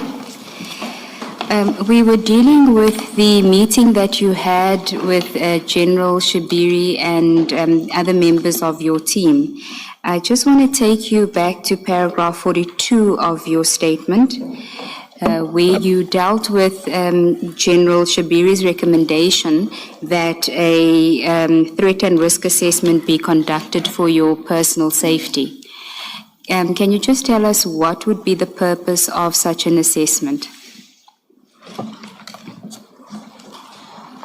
Yes, Commissioners, this assessment was suggested as needed by General Shibiri after he had already told us about the severity of the investigation that we were investigating and the people that we were dealing with. And then he suggested that there will be the need for a threat risk assessment done. Starting from then going forward. Yes, what my question is, what is the purpose of a threat and risk assessment? Why is it done? The purpose will be to assess the scale of threat that the members are faced with. And then maybe from there will be the recommendations that will be made by the personnel that will be conducting such a threat assessment. Then actions will be taken from there. And then it will be usually it will be the recommendation that will say the members should be or must be provided with a certain level of security or protection.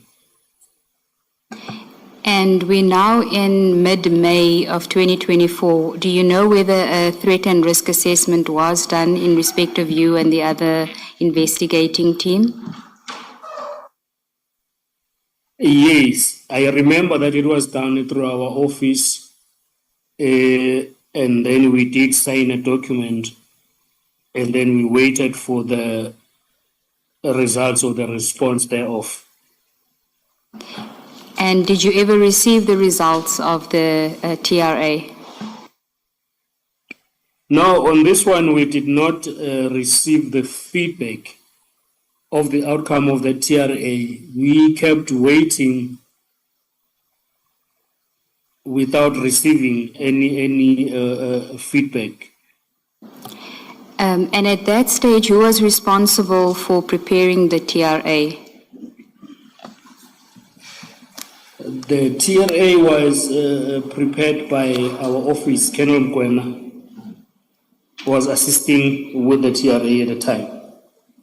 Colonel Mukwena, That's correct. which is your direct commander. Yes, that is the direct commander, which will be termed as an immediate commander. And did you inquire from Colonel Mukwena whether there had been an outcome, or did you just leave it at they will tell us when they need to report to us about it? Yes, we were inquiring from time to time, and then I think he was waiting as we were waiting for a response to come back, and we moved on with our investigations. Okay, so if I can then just go back to the meeting on page 14 of your statement at paragraph 43. I know that you had dealt to some extent with how you felt in the meeting and after you left the meeting, but could I just ask you to read paragraph 43 into the record, please?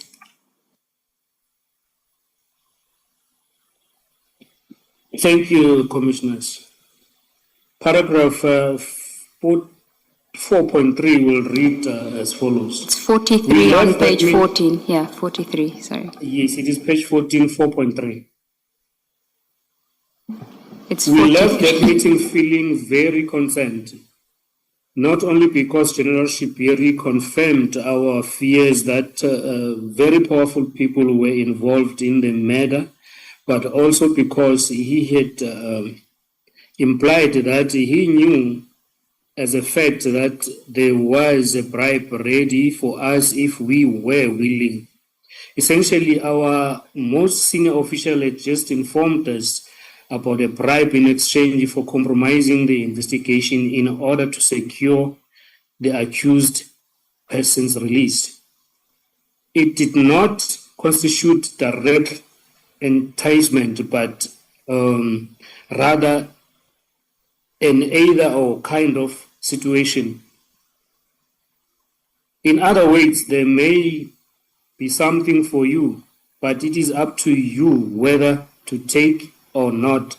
That is the sense I got, which maybe will be translated that the sense that I made personally about the whole meeting with the general and what was discussed about the case, us being told about the dangerous people that we are dealing with, and then the envelope that was on offer, which I translated as being the money. And then I just got the sense that I didn't know what to make of it. Thank you, Witness A. And then paragraph 44 as well, you did deal with some of it, but if you could also read that into the record. Paragraph 44 will read as follows.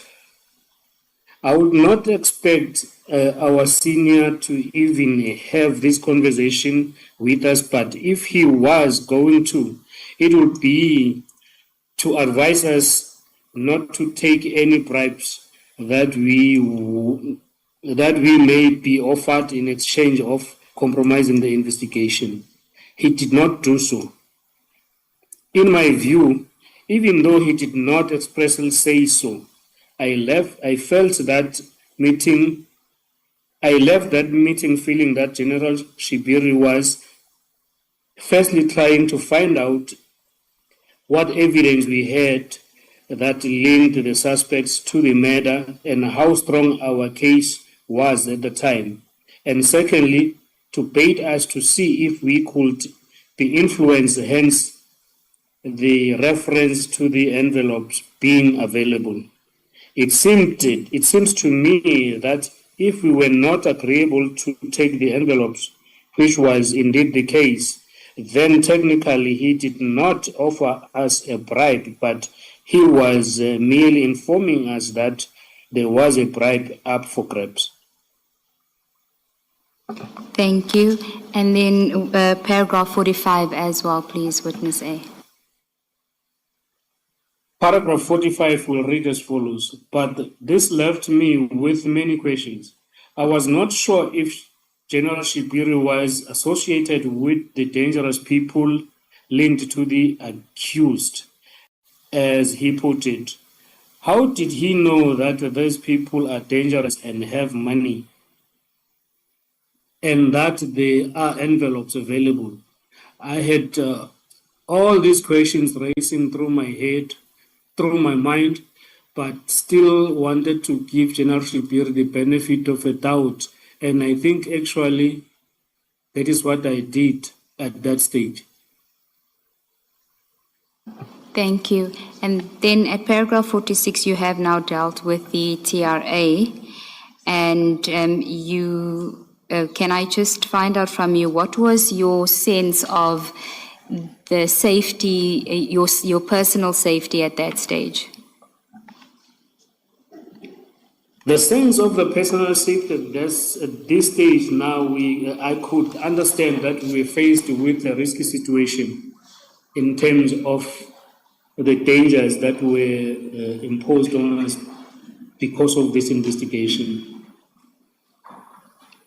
And then I had a sense of understanding that we are really faced with a situation. Thank you. Can we now go on to another topic, the next topic, which you say is the White House on the Hill? And can you just tell us how it came about that you ended up at the White House on the Hill? Maybe before This that, White House, Witness A, maybe before you tell us how you end up there, tell us what is White House on the Hill. the White House on the Hill is a place that we invited to after this meeting that we had with the generalship here. It is a place that we invited to. Okay. Maybe if you can just tell us about how the invitation came about.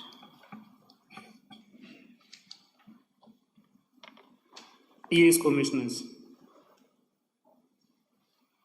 On the 24th of May 2024, I think it was just a week after having met General Shibiri, a colleague of mine, that is the one that informed us that we are being tasked to go attend the scene on the 17th, told me that he got a call from the owner of that White House that I'm talking about to say, do we mind to join them as they will be having a party at the weekend. Then this is the person that we knew already early around the early months of 2022. And just to complete that, what type of party was it that you were invited to? He just said we need to. Do we mind to come to this place just to chill? Okay, and who have some free time together. And who is it that invited you?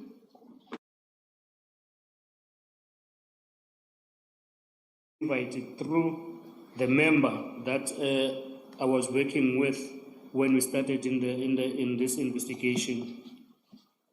Okay, but who did he say the invitation was coming from? That will be now the name of a person. That will be now the name of a person. Yes. That is Vusindlala. That is Vusindlala. Sorry, just repeat the name. Vusi is the name. The surname is the name. The surname. Okay. And how do you know? Vusindlala? Vusindlala, we have known him around 2022. In our office, he came to our office with some assistance in investigation. That is when he was introduced to us. Then it was a person that we knew going forward. Okay, so it's just to make sure that the name is not confused with Vusi. Please spell it for the record. Yes. Spell it for the record. Chief. For the record, it is Ndlala, Ndlala. Thank you. And so you say that it is somebody that you knew since 2022. That's correct, Commissioner. That's correct. But not on a personal level. It was not on a personal level. He came through to us. Some assistance with some investigation at the office. Then we got to know him from there. Can I just understand that when you say before he came to the office with the complainant, you didn't know him, but then you got to know him because he came there to assist you with a complaint, and then he invites you to your party. So you are now relating to him on a personal level, not professional level. Is that correct? That is correct, Commissioners. Yes. Okay, and when was this party supposed to happen? This party was supposed to happen on the 25th of May 2024. Okay, can you then proceed to tell us about the party and in reference to paragraph 48 of your statement? Yes, and then on that weekend, then we proceeded to the place as it was given to us by him, to the party. And then when we arrived at the place, then he invited us in, or he welcomed us in.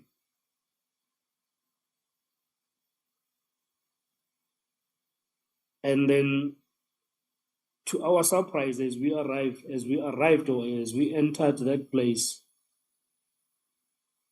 General Shipiri was also in attendance. Can I just pause there, Witness A? You say you arrived at the place, and what were you expecting to find at this place? Was it a house, a venue? What were you expecting? We were expecting to find a house, but when we arrived there, it was not a house. It was something that could be referred to as a boutique hotel. Okay, we're going to flight a picture of the venue, and for the benefit of the commissioners, that is on page 55, WA2 of the bundle. I just want you to confirm that this is the place where you went. Correct, commissioners, this is the place.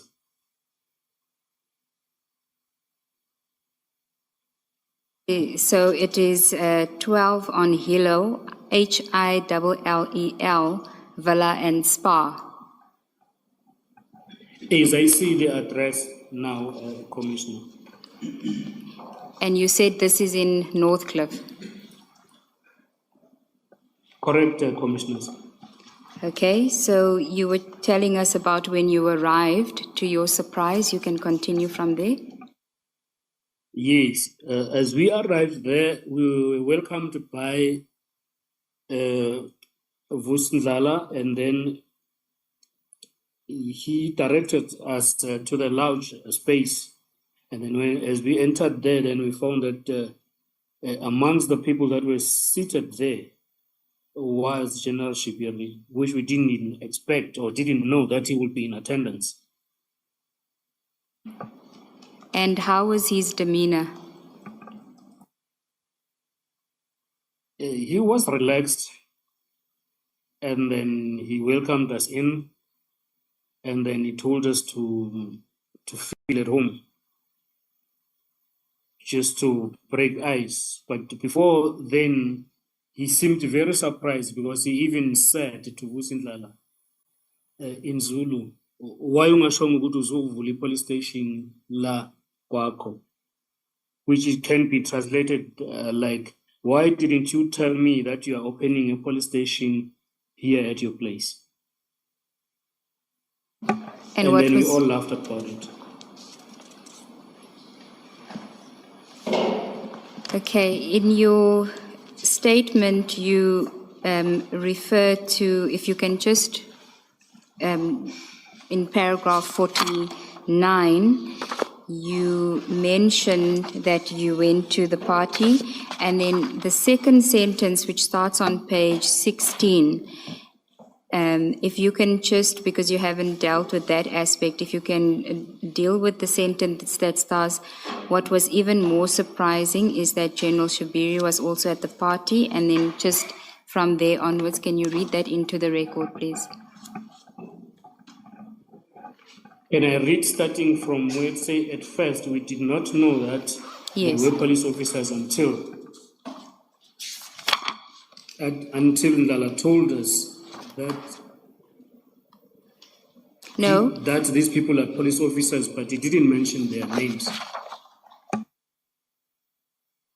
And then I went on to say I was not aware that Vusindlala knew so many police officers that he can invite to his place. What was even more surprising is that General Shibiri was also at the party, sitting on the couch, and he appeared to be very comfortable. In fact, the music that was playing was being played from his phone that was connected to a speaker. At first, I did not know what to do about what to do. But then General Shibir broke the ice and started talking. He said to Ndlala, why ungashongo ukuthi uvula police station la kwakho? Which can roughly be translated as, why didn't you not say that you are opening a police station here at your house? And then we all laughed about it. Thank you, Witness A. And then at paragraph 50, can you explain to us what transpired after that? Yes, at paragraph 50, we then, I was personally now looking at the situation, like trying to understand what was going on, reading the people that were inside, and then I could see that I was not comfortable at first with the fact that I was attending a party with a general, for the fact that I didn't even know that he was going to be there. So it felt tense at first.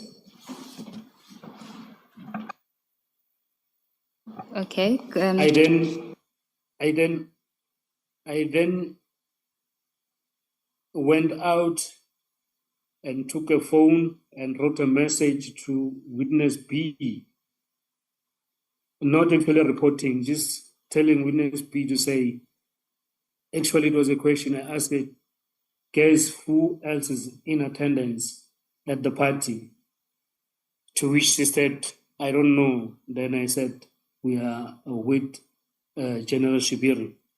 May I take you to the first sentence of this paragraph, paragraph 50. And before that, perhaps I Yes, must take a step or two back.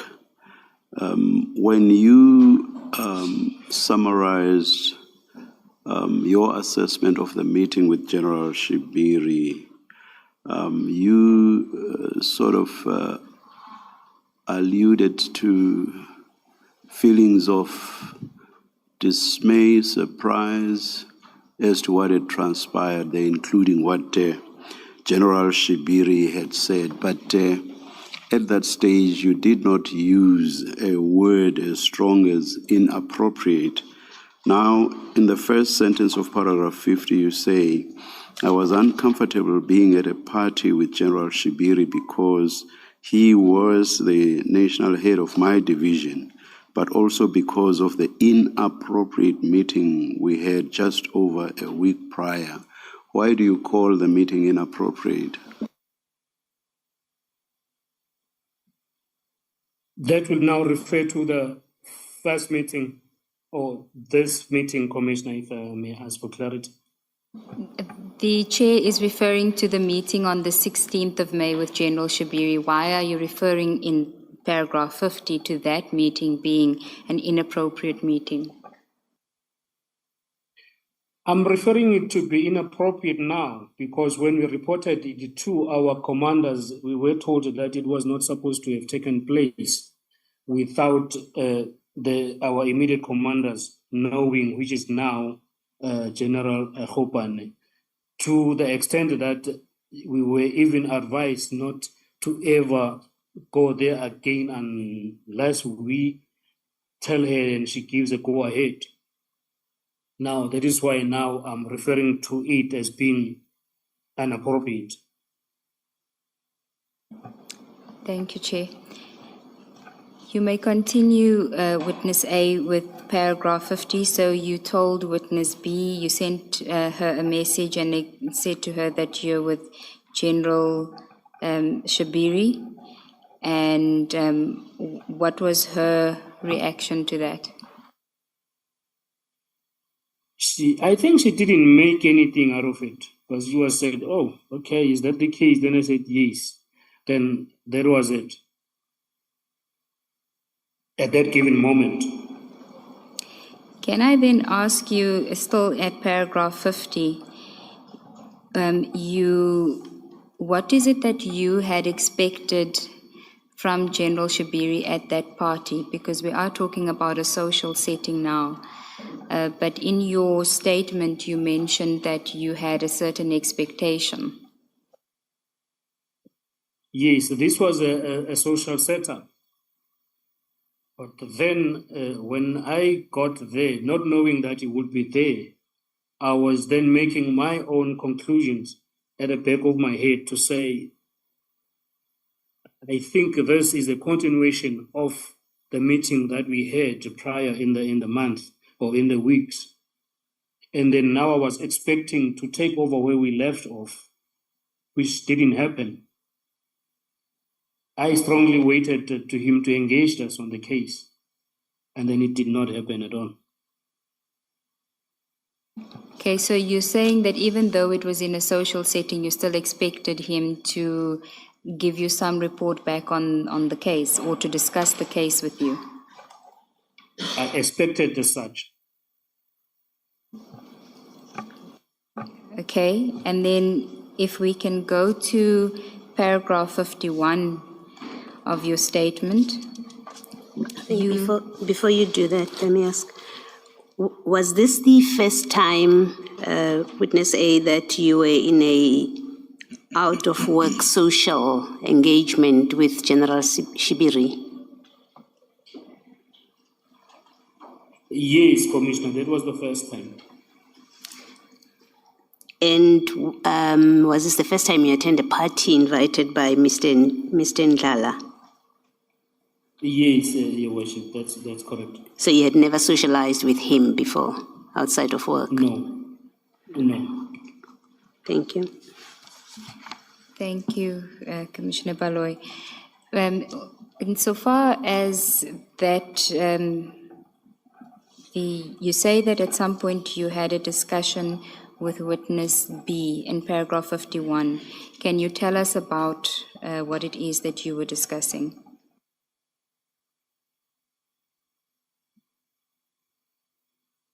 That will be now the discussion as we were at the party. No, in paragraph 51 on page 16 of your statement, you say that Yes. you had a discussion with witness B.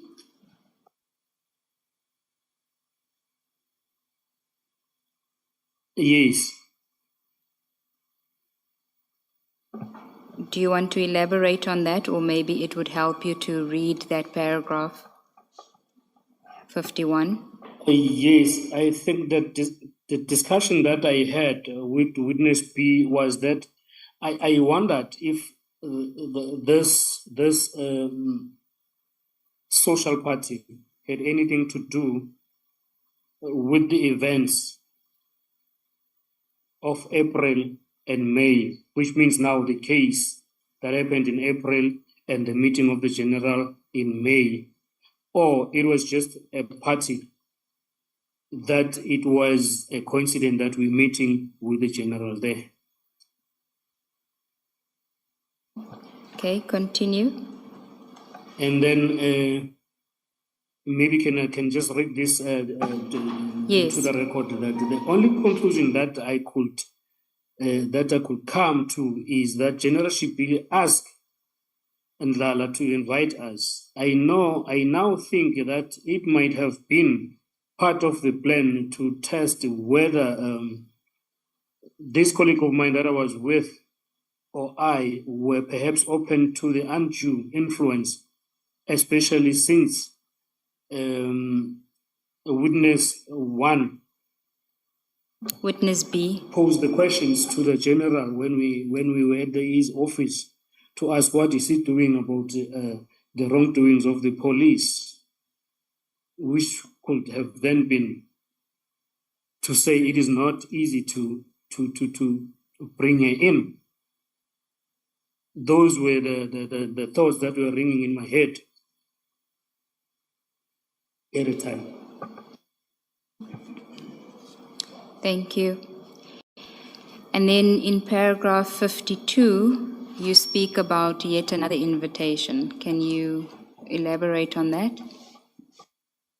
Paragraph 52 was a week that followed the one that we were invited in a party. The same happened now. The invite came through the same colleague of mine from the same Mr. Ndlala to attend the party again. And then unfortunately I was not around Gauteng, I could not attend. And then my colleague agreed to attend to a party. And then I asked him to tell me what is happening at the party, what is he saying, and all that. And then indeed he did attend to a party, which I think it was on the 30th of May, 2024. In your statement, you say it was the 31st of May, 2024. The invite was on the 30th of May, which would have been the That is Thursday. correct. That is correct, commissioners. Okay. And continue with what you say in that paragraph about your discussion with the colleague. Now the colleague called me at around 21:30 that evening, and told me that and asked me to guess who else is in attendance. Then I said, I don't know because I'm not there. And then he counted to me the people that were in attendance. And then to my surprise, General Shibira has been now joined by 2 senior officers at the very same party, which was Gauteng Provisional Commissioner, Lieutenant General Ntombeni, and Brigadier Nkwashu, who is the a deputy commissioner at Sitibeni district section in the Veld. Okay, and at paragraph 53, if you could, for the record, just read that paragraph into the record. Yes.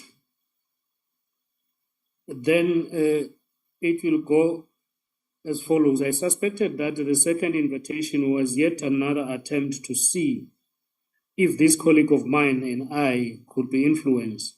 If I had been in Joburg, I likely would have gone to the party with this colleague of mine. At this stage, as a typical investigator, I wanted to know if my gut feeling was right, that we were being quoted to be part of the pool of those people who could be controlled and influenced for the benefit of the criminals. In fact, when the TRA was performed or was conducted in respect of our personal safety, I mentioned the invite of the 25 to the house party, and this information formed part of the factors taken into account to assess the possible threats and risk.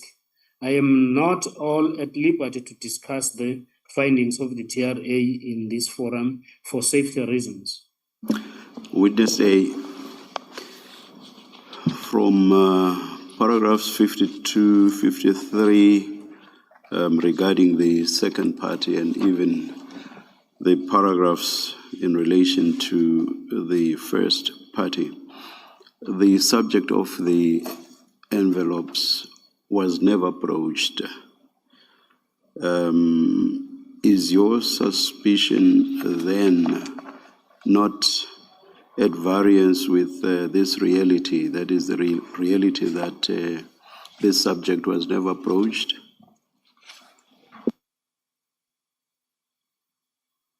Yes, Commissioner, if I understand the question correctly. In the first meeting where I was present, the issue of the envelope was not spoken about. Even the case, it was not touched at all. And then on the second one, I also believe it was not spoken about, even though I will not be 100% sure of that because I was not in attendance. But I did ask my colleague as to whether was there any discussion about the case or anything to do with the investigation. Then he told me no, there was None whatsoever. Witness A, The point, witness A, isn't there a disconnect then between your belief and suspicion and the fact that the subject of the envelopes was never broached, at least for a fact at the meeting, or rather the party that you attended, and also based on what your colleagues told you with regard to the second party? Do you understand the question now? Yes, I do understand the question now, Commissioner. And I don't think there will be a disconnect between what happened and what I was believing too. Because when you see the laying of the ground, you could see that there was maybe a need to see if maybe we could be approached. As to why it was not done, I wouldn't know, because it appeared later in the investigation that actually one of the senior officers that was there did really make other means to get through to the investigating team. I don't get that. And then, Please repeat the last bit. I don't follow you. I'm saying the belief, and then the fact that the case was not discussed, and then the belief that I believe that we're being brought to these two parties so that we can be maybe brought into the team of the people that will work with suspects. I'm still saying that. Then I'm saying this because one of the senior officers that was at the party that I didn't attend did eventually make means to get through to the team at the later stage. And then that will be dealt with by witness B. Thank you. Thank you, Commissioner. Sorry, witness A. Just following up from the chairperson's question, I understand that you did not attend the second party, but the first one you did attend. That's correct, Commissioner. Yes. Now, did any of the people that you suspected to be involved in the Swart murder also attend that party? They did not, Commissioner. Yes. And did anyone at that party, let's forget about General Shibiri for the moment, did any of the people present at that party discuss with you anything related to your work, specifically the investigation into the Swart murder? No, no one discussed anything that had to do with my work and the investigation into the matter of Mr. Swart, Commissioner. Yes. So this gut feeling that you're referring to in paragraph 53 of your statement, where did it come from?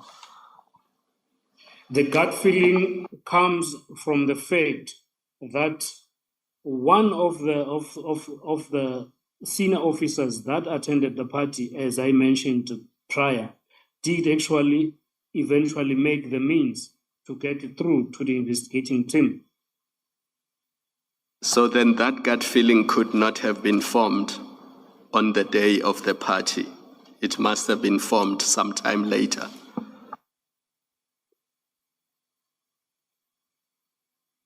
For the fact of the matter, it actually was. It was formed there, and I always had a gut feeling to say, this cannot be a coincidence. This could not be happening.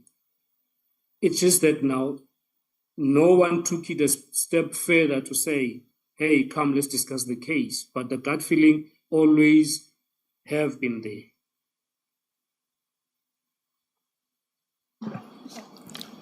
Commissioner Kumalo, thank you for that exchange. There are aspects of the witness's evidence that he cannot disclose that adds to why he had that gut feeling for matters that relate to safety issues, and that is why he's a bit hesitant to say go beyond it just being a gut feeling.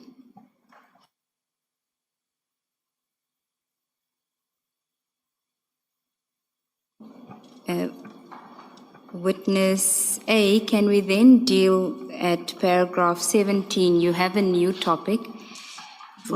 Before you go to paragraph 54, you mean, new topic. Okay, before you do that, witness A,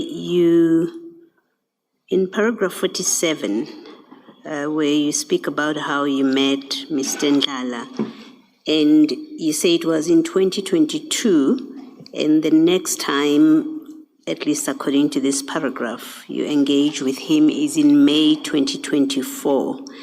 In the period 2022 to 2024, what interaction, if any, did you have with Mr. Ndlala? And I ask the question because we are here, among other things, or primarily because of allegations about members of the SAPS associating and having relationships with people who are not SAPS.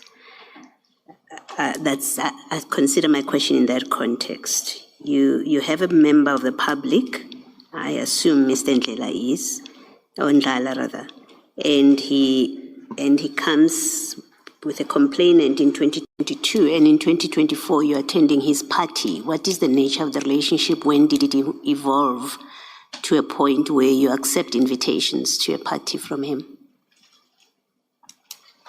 Actually, what happened between the period 2022 and now, there was communication just on the phone. We will talk from time to time with him, but we have never been to the party together or socialized together at his place. So it was a person that we will talk from time to time, the person that I now know. And when you talk from time to time, is it about work or is your social relationships? It will be a bit of both, because maybe some of the information, as the evidence leader said, that it will be a little bit sensitive. He introduced ourselves as an informer to one of the generals. Okay. So we will be talking about police work here and then social life there. All right. And then in 49, you say you were surprised to see other police officers from other police units or stations in attendance. Why were you surprised? You are at a party in what you describe as a boutique hotel. Why were you surprised? I was surprised because I will take it that if that was the case, he was supposed to tell me that, or tell us that I will also have other people in attendance. Yes. Then we would make our minds as to attend or not. Just for the matter of fact, if we knew that the generals would be there, in the first instance, I don't think that I would have attended. Thank you. Thank you, Ms. In that case, if you had found General Shibiri at the party the first time around, you do not say the second time around you did not attend because you thought General Shibiri would be there. You did not attend for whatever reason. Can you explain that? That is correct, Chairperson. That will be a little confusing because now, sorry, Witness A. Yes. Absent an explanation, it gives me, or rather this gives me the impression that but for your other commitment, you would have been there. And that is correct. And I would have thought that you would have expected that General Shibiri just might be there at the second party. Now, if you say had you known the first time around that General Shibiri would be there, you would not have attended. Can you explain now your acceptance that but for your other commitment, you would have attended? I think now it changes the scenario because we've got the situation where in the first instance we met with the general, he was there, even though I wouldn't have attended if I knew that he was going to be there. But now I was eager to know what would follow if there will be a follow-up invitation, because if, for instance, there is an invite, then I do not go there, then I might not know what actually these invites are for. So that I believe it will give me the chance to actually understand or even learn as to what exactly these invites are for. To the extent that I did a report that to my superior, then I did tell them that I will go to a next follow-up meeting. Reported about the first invite, I got the instruction that I must stop communicating with this person who was inviting us to those parties. But then I asked for a permission to say, if I cut that communication, then the risk that I think I will be running, I would not know what is happening behind the scenes about the criminals or the cartels, which then will be revealed to this commission that keeping an open communication to this guy or to this Mr. Lala helped me to understand the connection of Mr. Katiso to the cartel. If it was not that, I don't think it was going to be easy for me to understand much earlier in our. Thank you, Witness A. And you said earlier on that you did report your attendance at the first party as part of the TRA background. Why was it important to do that?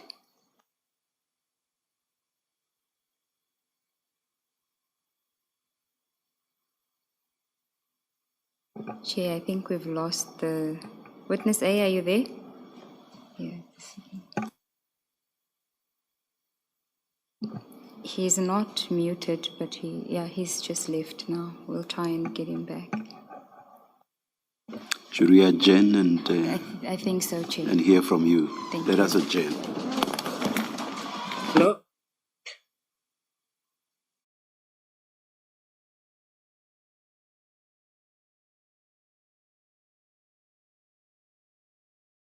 It was just a network connection. Sorry, Commissioners. Is it sorted now? It is sorted. Okay, thank you. My question was related to why you felt it important to report your attendance at the first party on the 25th of May as part of the TRA background facts.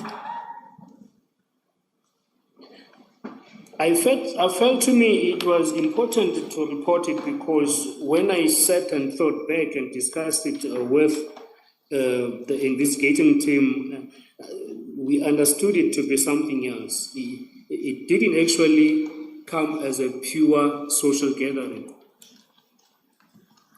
If it was a social gathering, then it would have come at a wrong time because now we were having this case that was linking to these dangerous people.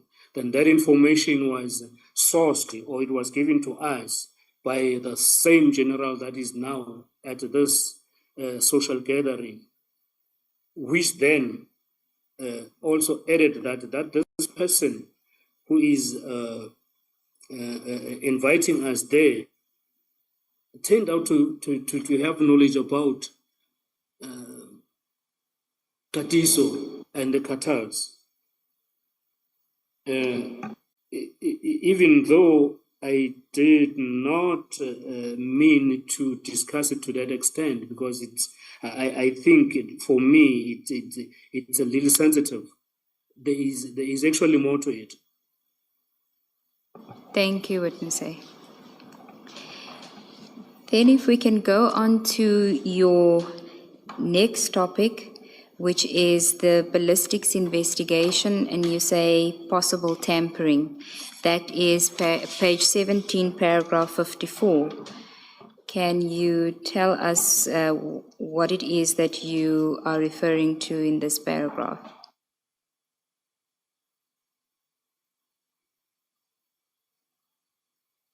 Yes, Commissioners. This one, I think it will be dealt in detail by witness B.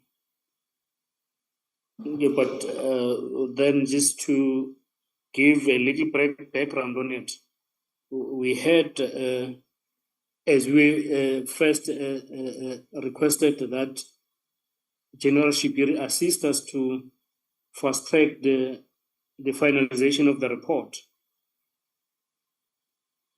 And then we did eventually get the report that was given to us. But when we went through the report, we found that there was some omissions, or there was something missing that was very crucial in order to linking the two scenes, which would be the scene that happened in Bramley and the scene that happened in Vereeniging.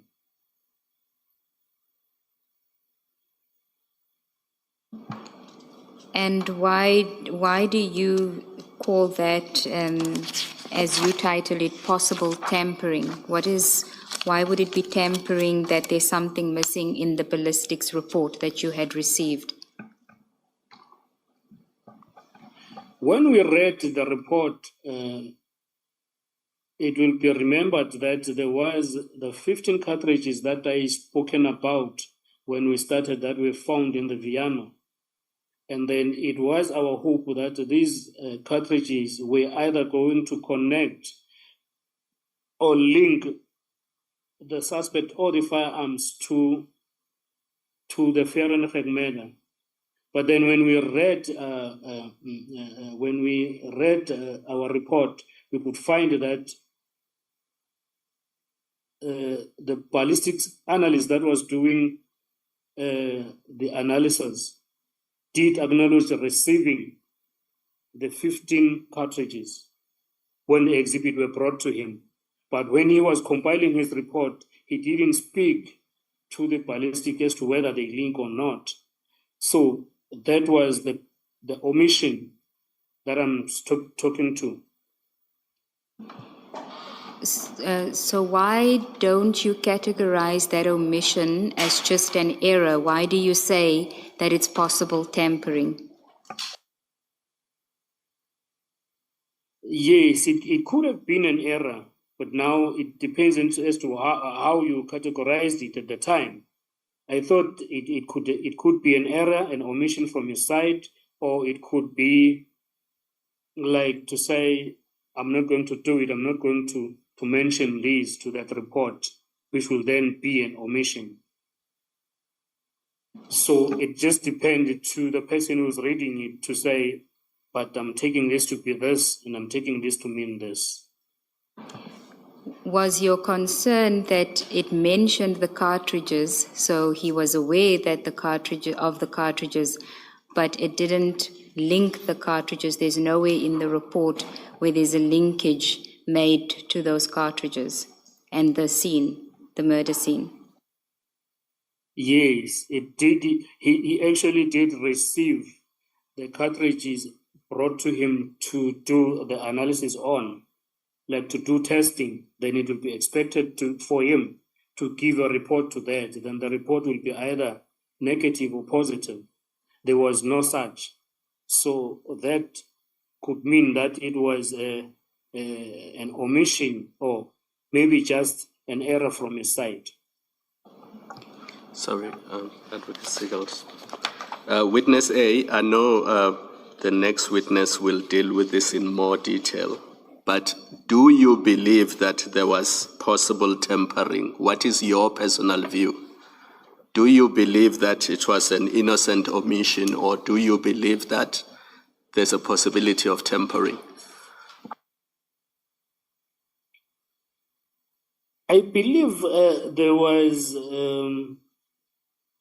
tampering when you take everything that happened with this case going forward, and then you understand and you listen to information that you get, I believe that this was a tampering that was aimed at not linking the suspect to this case. And your opinion is not influenced by witness B. It is your personal opinion. It is my personal opinion, but it is influenced by the investigations that was carried out after this omission was depicted. Thank you, Commissioner Kumalo. Witness A, you didn't give the name of the ballistics officer. Who is it? Ballistics officer was Officer Makotle at the time. He has since been promoted to a rank of a captain. You say he has been promoted to? A rank of a captain. Of a captain, okay. Yes. Do you want to spell his surname for purposes of the record, because there's later on other names that are similar to this? If you can just spell it for the record. Yes, Makotle will be MAKGOLTLEO. You mixed up some of the letters. Please start again, witness A. It is MAKGOTLEO, as far as I understand it, Chairperson. Oh, so it's not OE, because it appears as OE and you repeatedly say EO. It is OE. My apology, Chairperson. Thank you. It is OE. My apology, Chairperson. Thank you. Thank you. Thank you, Witness A. So you say that you went to collect the ballistics report from the warrant officer. Now, did you have any discussions with him at that point about the report that he had prepared? Yes, when we arrived there at his office, but before just we arrived there, witness B got a phone call to say the report is ready. She can go collect. And then we proceeded to ballistic office in Silverton, Pretoria. And then we met Warrant Officer Makotle. And then he told us that the report that had been prepared is actually wrong. It needs to be redone. Not actually re-examination, but the writing of the report as we understood it. It was not written properly. Then he said the report that he was having, it was wrong. He cannot give it to us. He had to rewrite the report as we waited. Continue. And then he took us to his office where there was another warrant officer that I forgot his name, but he did introduce himself to us. And then they told us to wait as they were preparing the correct version of the report. And then we sat there about maybe 1 hour, 30 minutes, waiting for the final version of the report to be typed and given to us. But in the meantime, he didn't actually tell us what was wrong with the report that needed to be rectified, or maybe show us the wrong version, is to say, this is the wrong version. I'm either going to destroy it, but this is what was wrong. But we just trusted him as an expert to say, he saw whatever it is that he says it is wrong. Now he needs to correct it and give us the right version. And then at that time, we were just happy with that. Now, but while we were sitting there, we now discussed the case where he told us that we need to be very careful on this case, because now the firearms that are involved in this case are also involved in a lot of shootings around Gauteng and even KZN, where they are also involved in the heist.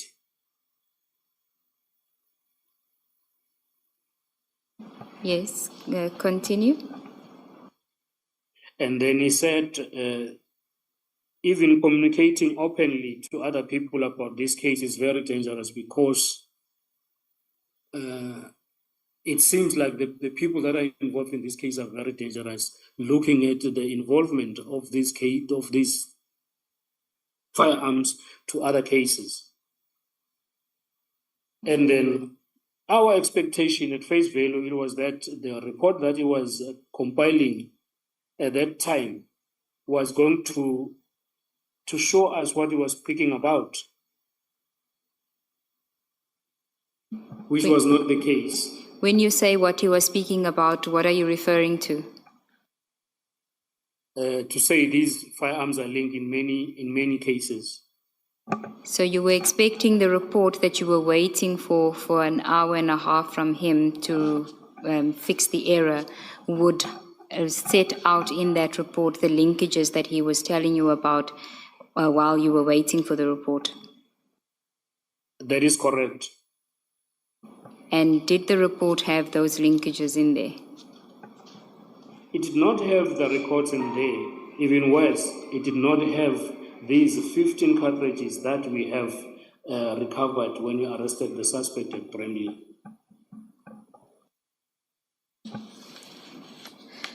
Thank you, Witness A. And we note that you say that Witness B will deal with this in more detail. If we can then go to page 19 of your statement, you refer to follow-ups that were made by Witness B and the ballistics expert. And then you say that there was something that occurred in September 2024. Can you tell us about that event in paragraph 59 and 60? That will be now in relation to the ballistic investigation. Correct, paragraph 59 and 60. Yes. In paragraph 69, it says, I know that Witness B had made follow-ups with Warrant Officer Makotla regarding the ballistics report and was not making such much of a progress. Then sometimes in September 2024, we decided to take the firearms to another lab, which is also a SAPS lab in KZN, for them to be re-examined, or maybe just to see if they could get any linkages. And the linkages...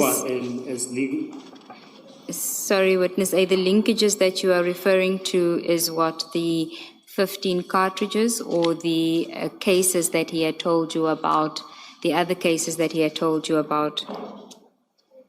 It is the other cases that we are told about. Okay, continue. Because at this point, we were not even aware that these 15 cartridges are not mentioned in his report.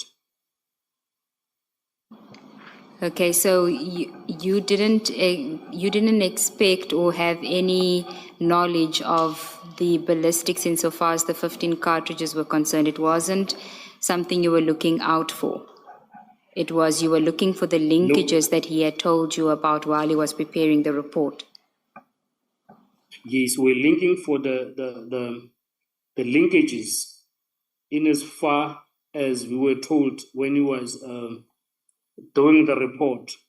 And maybe I just need to also mention that as we were advancing with our investigation, we already knew that these suspects were involved in a lot of shootings. Some of the dockets were already with us. Then we're expecting to say, if these firearms were found in Vereeniging, and maybe, for instance, we know that this person is also involved in shooting and killing a person, there on a docket that I'm also carrying here, then I was thinking, why am I not getting a linkage? Or we were expecting to get such linkages, but we did not. And then that was a little bit of frustration on our side, which is why we decided to take it for second analysis in KZN. Okay. Witness A, just so that we don't lose each other, please go to paragraph 55 of your statement. Yes, Commissioner. The firearms you refer to in line 4 of your statement, where you say you accompanied your colleagues to the forensic laboratory in Silverton to collect firearms. Are these the firearms that were collected or taken or confiscated when the arrests were made after the Swart murder? Are those the firearms? That is correct, Commissioner. So they were in Silverton, and when you left Silverton, did you leave with those firearms, you and your team? Yes, Commissioner, we left with them, and then we booked them at the police station where the docket was open, which is Bramley. And then now, if you go to page 19, paragraph 59 of your statement, you say sometime in September 2024, we decided to take the firearms to another lab in KZN to see whether there were any linkages. Are you referring to the same firearms? I'm referring to the same firearms, Commissioner. And then what happened to the 15 cartridges? The 15 cartridges were left at the lab in Pretoria, because ordinarily you will get the firearms and then the cartridges, which is now the 15 cartridges, will be left with the lab for them to dispose of. So we didn't take them, we just took the firearms. All right, thank you. Thank you, Commissioner. Okay, so we're now at paragraph 60. You talking about the second opinion. You took the firearms to another lab. Can you elaborate on that? Yes, we then took the firearms to the second lab in KZN for them to be re-examined. And then when we got there, we were asked as to what the issue was, and then we had to explain to say, this is the information that we got when we got to the lab the first time in Pretoria, but now we trying to read the ballistic report. We cannot see what was said by Warrant Officer Mokhote, then we're struggling because now we understand as people are involved in other cases, and a lot of other cases that we're investigating, but we don't see it here. And then would we please be assisted? You may continue with who was it that was assisting you at that lab in KZN? We were assisted by Warrant Officer Kada. And what did he tell you? Sorry, I didn't hear that, Commissioner. I interrupted you, so you were saying Warrant Officer Kada? Yes, he's a ballistic expert. He was the one who was going to assist us with this ballistics that we are asking about, that we are requesting to be assisted on. Okay, you mentioned that you voiced your frustrations to him and then you also needed assistance from someone else. Can you just elaborate on that?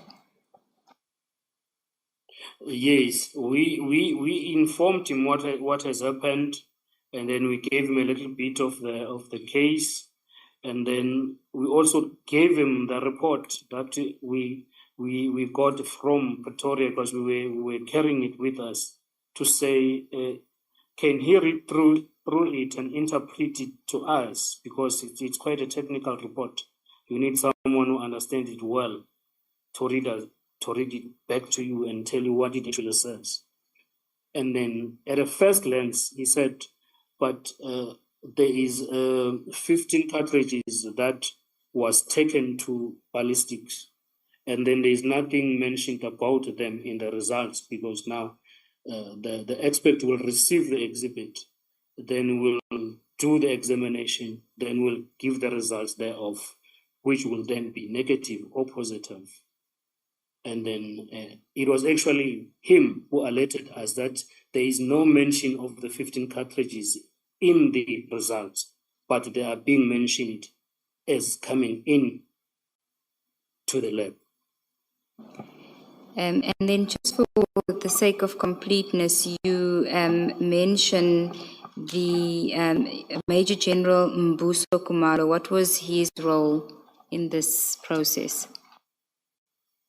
His role was to facilitate that we get assistance in a KZN, because now, ordinarily, when you are here in Gauteng, you take your ballistics to the nearest lab, which is in Pretoria.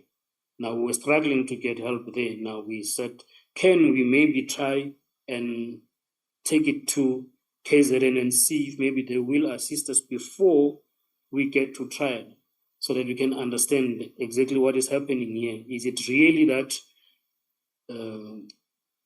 these firearms are also concerned in this case, or maybe they're also concerned in a lot of other cases, of which some are the cases that we were investigating?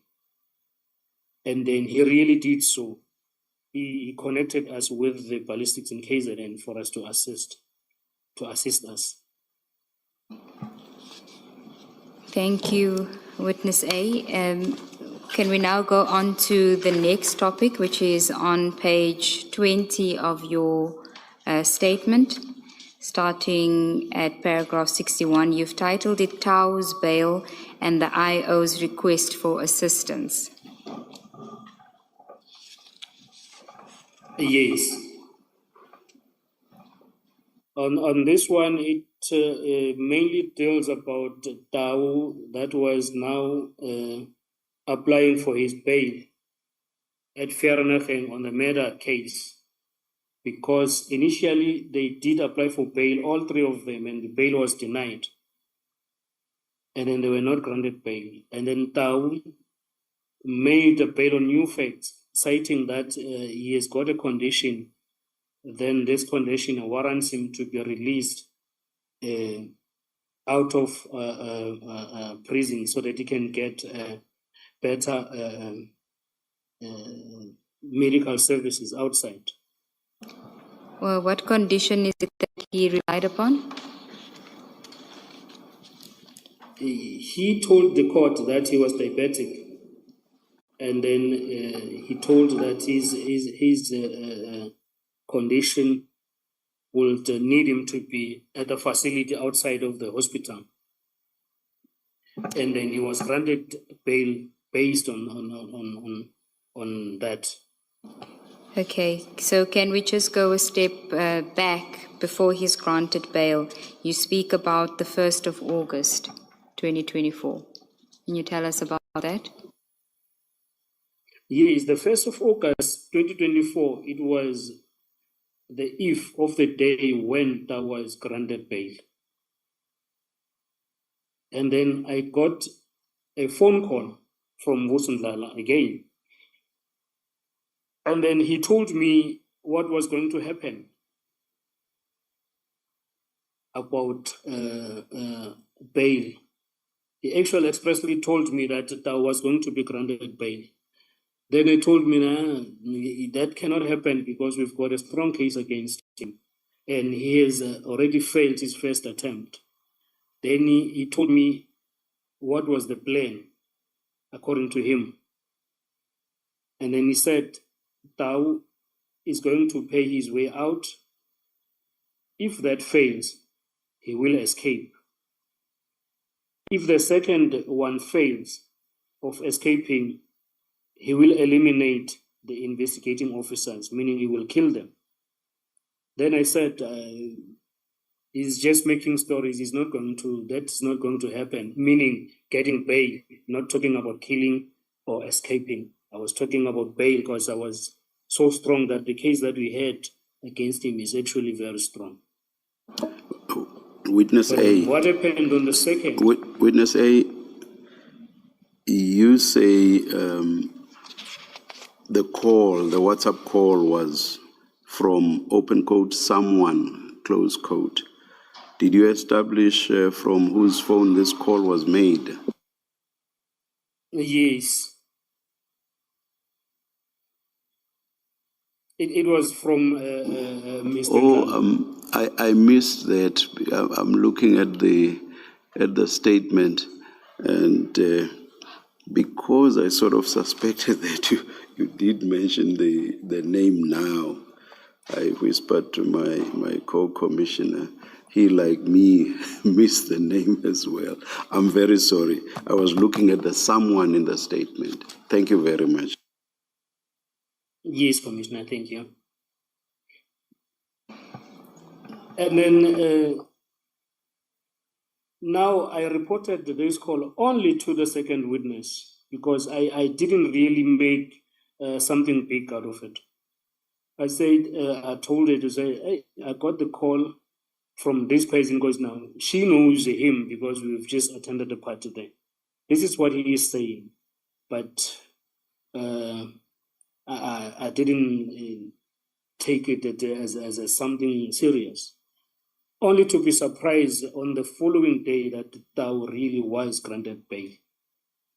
Then it kind of changed the whole situation. When you say it changed the whole situation, what are you referring to?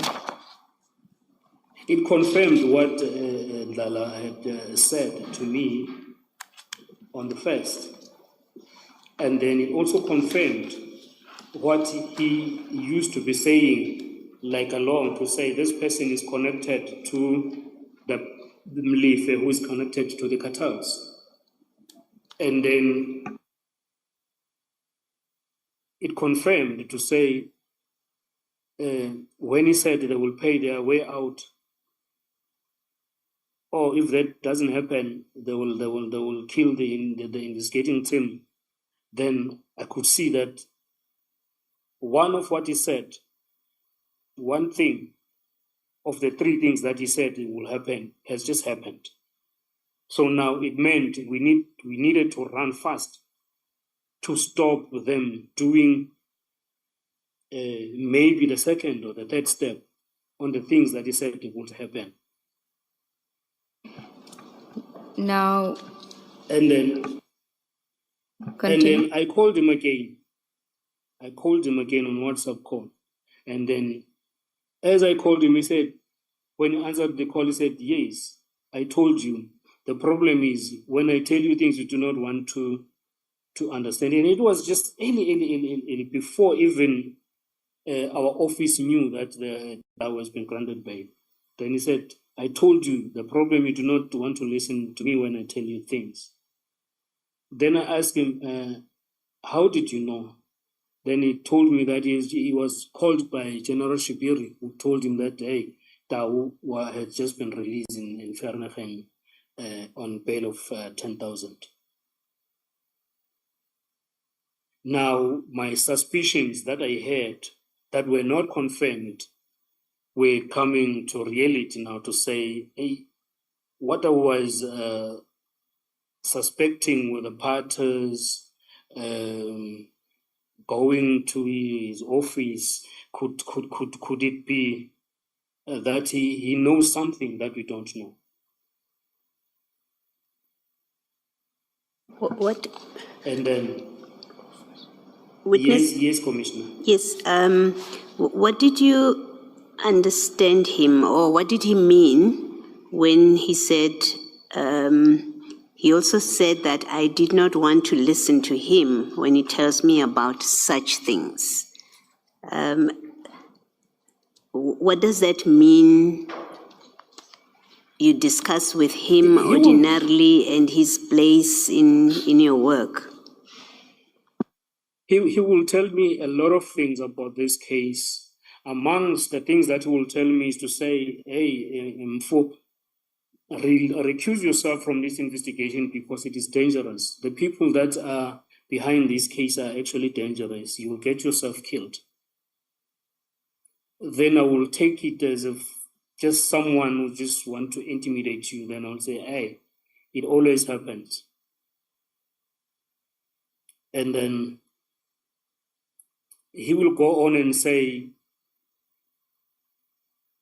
the person that you're working with, who's now witness B, is not telling you that she has already received money in order for her to release Tau or not to oppose bail for Tau. Then I told him that is impossible. It's not going to happen. So in a nutshell, those are the things that he was telling me. But the 2nd of August, it means that we needed to work very fast to alert our commanders at the very highest level of what has happened and what was coming along, because most of the things, it was just between me and witness B and maybe a few other people, but not reported directly to the senior officers.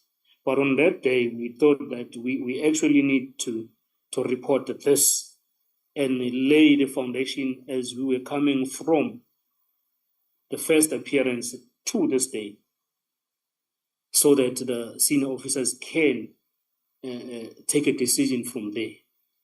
But other than that, we were feeling scared. We were feeling really, really scared, to such that I requested to be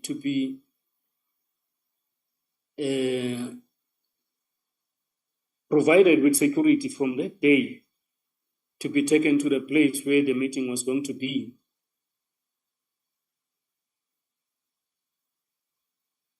In order for us to pave the way forward. And then we held a meeting that took us through, not through the night, but it took us late into the night, trying to think what it is that we need to do, how are we going to approach this, who is going to be looking at our safety, because at the meantime, we were also waiting for the TRA application that was in place, that was applied for. You say that, I hope I won't be making you repeat something that you said. You say that at the time you had the telephonic interaction with Mr. Ndlala. Yes. Only 2 of you investigators were remaining. Originally, as I understand, there were 5 of you, not so? That is correct. What had since happened to the other 3 investigators? The other 3 investigators had recused themselves. Had what?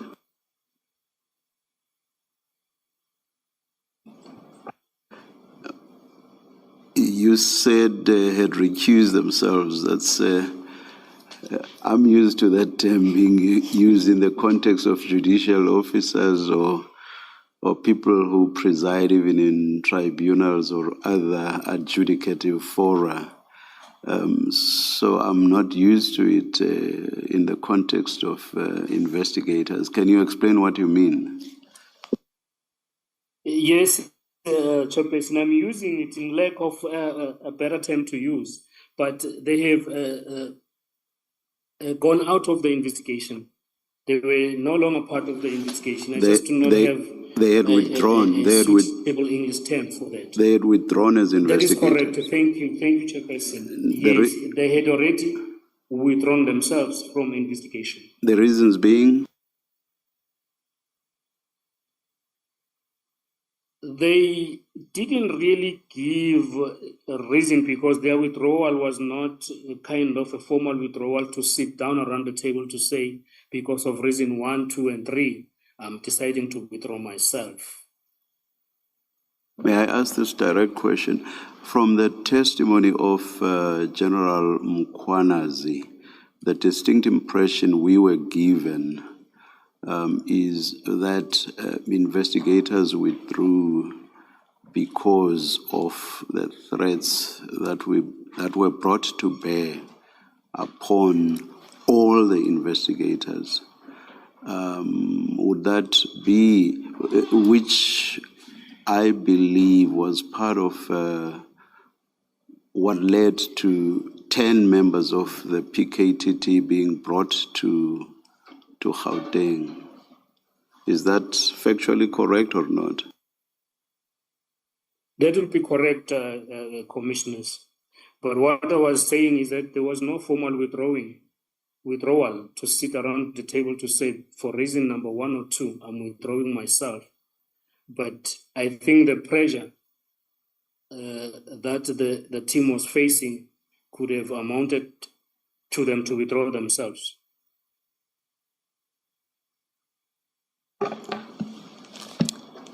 Thank you, Chair. You were still on the issue of Tau's bail, and we are at paragraph 65 on page 21. Could you just read that into the record? And while you're doing that, we will display WA3, which is on page 56 and 57. It is redacted. The display will be redacted. But if I could ask you to look at your hard copy after you've read this into the record. Yes, commissioners, I've got my hard copy. It will be page 56 and 57. Am I correct, commissioner? Yes.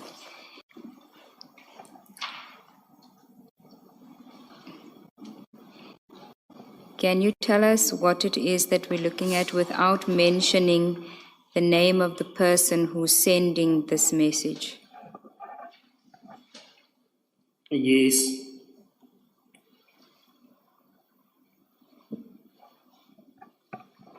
You may proceed. I'm just preparing to read them out. Okay, we're looking specifically at the one on the 15th of July 2024. Yes. It says chat 1. Do you have it Chat with you? 1. Yes, I have it with me. Can I just please switch on the light because it is quite dark where I am? I'm asking you not to look at the one that's on the screen because it's redacted and you won't see some of the information. I think he says it's dark. Yes, I want to read He from wants the the hard light. copy, but I just need to switch on the light of the place where I am. Please so do that I can so. see clearly. Okay.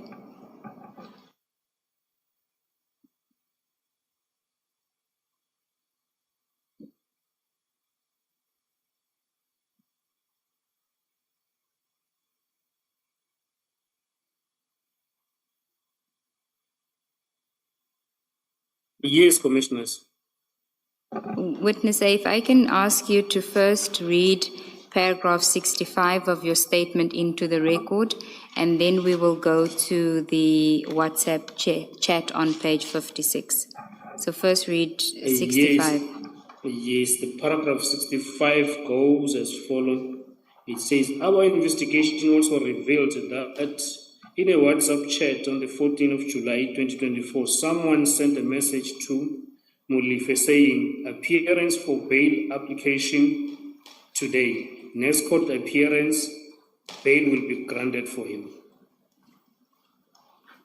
Tau's next appearance was indeed on the 2nd of August 2024, and he was granted bail. On that day, Mulife sent a message to that person saying bail granted with emojis. The next extract from this chat is attached as the paper that I'm having here. Okay, so then if we can then go to page 56, which is WA 3, do you know Yes. where this chat came from whose phone this chat came from? Yes, it came from the downloads of Mr. Molife's phone. Sorry, you say the downloads from Mr. Mulefe's phone. Yes. When was his phone obtained? His phone was obtained during his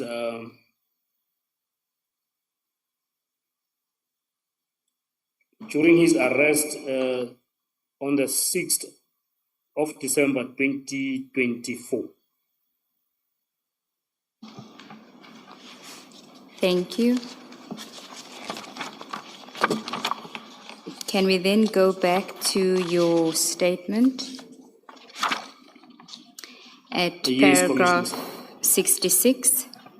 Can you tell us what Yes. happened? Before you go to 66, these exchanges between you and, you say, Mr. Ndlala, where in advance he tells you what the plan is, and you describe this in paragraph 63.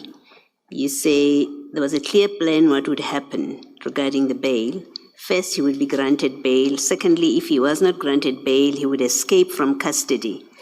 Thirdly, if 1 and 2 failed, the investigating officers would be eliminated. And then you say it was at this point where I was advised to leave the investigation. And then you, again in the next paragraph, say you called him back, where you say I called the person, in paragraph 64, in the third line, you say I called the person Yes. who informed me that that is Mr. Ndlala. You called Mr. Ndlala. That's correct. All right, and then that Dawu would be granted bail. Before I could tell him what happened, he laughed and said he told me this would happen. He also said that I didn't want to listen to him when he tells me about such things. He said this in a boastful way. Without disclosing anything that might be sensitive about Mr. Ndlala and your engagements with him, did you consider why would he know this kind of detail? That there was a I did plan, actually- and he details it in the way that I have set it out, and that Mr. Dawu would be released, and in fact, Mr. Dawu does get released. That's correct. That was one of my concerns, to the extent that I did ask him as to how did he came about to know that he had just been released, because it was a new information. So now I thought he knew more than I knew about the case that I was investigating, meaning that he had a connection somewhere with the people that were involved in the case. That was my understanding of the situation at the time. Yes, he's not an employee. Mr. Ndlala, you say categorically he's not an employee of the SAPS. He's not an employee of the SAPS, as far as I will understand. Thank you. Thank you, Ms. Sigat. Thank you, Commissioner Baloy. Witness A, we were at page 21, paragraph 66 of your statement, where you were dealing with the aftermath of Mr. Tau's bail application succeeding and him being released on bail. Yes. Then we had a long meeting on the 2nd, that now we took a decision that we need to take steps to report these things to the general, who is now General Kumano, who is the head of detectives in the province, through Brigadier Khopane, who is our immediate commander at our office. And then this was now on a Saturday, and my leave was starting. I was supposed to have gone somewhere for leave, but I thought I cannot leave until I see that we are getting help on this. And then now we started to be engaged in what I call as a runaround. We were driving around Gauteng trying to figure out what it is that we're going to do, because it was not safe to drive to our places. It was not safe to even go to the office, because now the police were also involved in this. We're trying to get hold of Brigadier Khopan on the phone, and then she was not around the province. She was attending at the funeral outside the province, and then the network was bad. The phone was not going through. Now we wanted to get a hold of General Kumal, who is the head of detectives. We didn't want to report to any other person junior to those two. But now the challenge that we had, we did not have direct communication with the general at the time. So we were thinking of who was going to connect us to the general and actually be able to lay the frustrations that we're having, and then why we needed to see him, because actually we needed to go to him, even though it was on the weekend, to say this is the problem that we're sitting with. We knew that he knew about the case, but we were not discussing the case openly with him at the time. It's Witness And A, then can I we just ask you, you say that you couldn't get hold of Brigadier Khopane to get assistance. Why didn't you contact your direct commander, Colonel Mokoena? As I mentioned before, that the directive that we had received from Brigadier Khopane was that anything that has to do with this case should be reported to her or to the general only, no one else. So we were taking it to that level to say, we think the person who can be in a capacity to assist us now will be the brigadier or the general. And when you speak of the general and you say General Khumalo, could we just ask you to be specific, because there are many General Khumalos, at least two. So if you could be specific to give the name. So in this instance, you say that it's General Mbuso Khumalo. That is correct. This is General Mbuso Khumalo, who is the head of detectives in the province, in Gauteng. Okay, you may continue. And then we thought of one of our colleagues who thought he may have a direct communication with the general, and then we drove straight to his house, and then we told him what was happening, and then he tried to call the general there and then, but unfortunately the general could not pick up. Then he said, no, we should relax, the general is going to come back. In fact, he was going to send a detailed WhatsApp message to the general for the general to come either back to him or to us. And then I felt at ease that I could drive outside of the province as I was going on leave, knowing that the general is going to attend to us at any time. Okay. You also say that you reported the matter to the prosecutor. Can you elaborate on that, please? The matter was also reported to the prosecutor, but with the prosecutor, we had an open communication with every development. So even this one, it was reported to the prosecutor to say, this is the challenge that we're facing. But actually, she actually understood the problem that we're facing. And then she asked us about the TRA that we have applied earlier on. Then we told her that we haven't received any results. And then she took it up to herself to write it to our commanders and give them the background of the situation that we're facing, and requesting them to see to it that we are provided with security, not only for us, but also of the docket that we carry. Why was it important to provide security for the docket as well?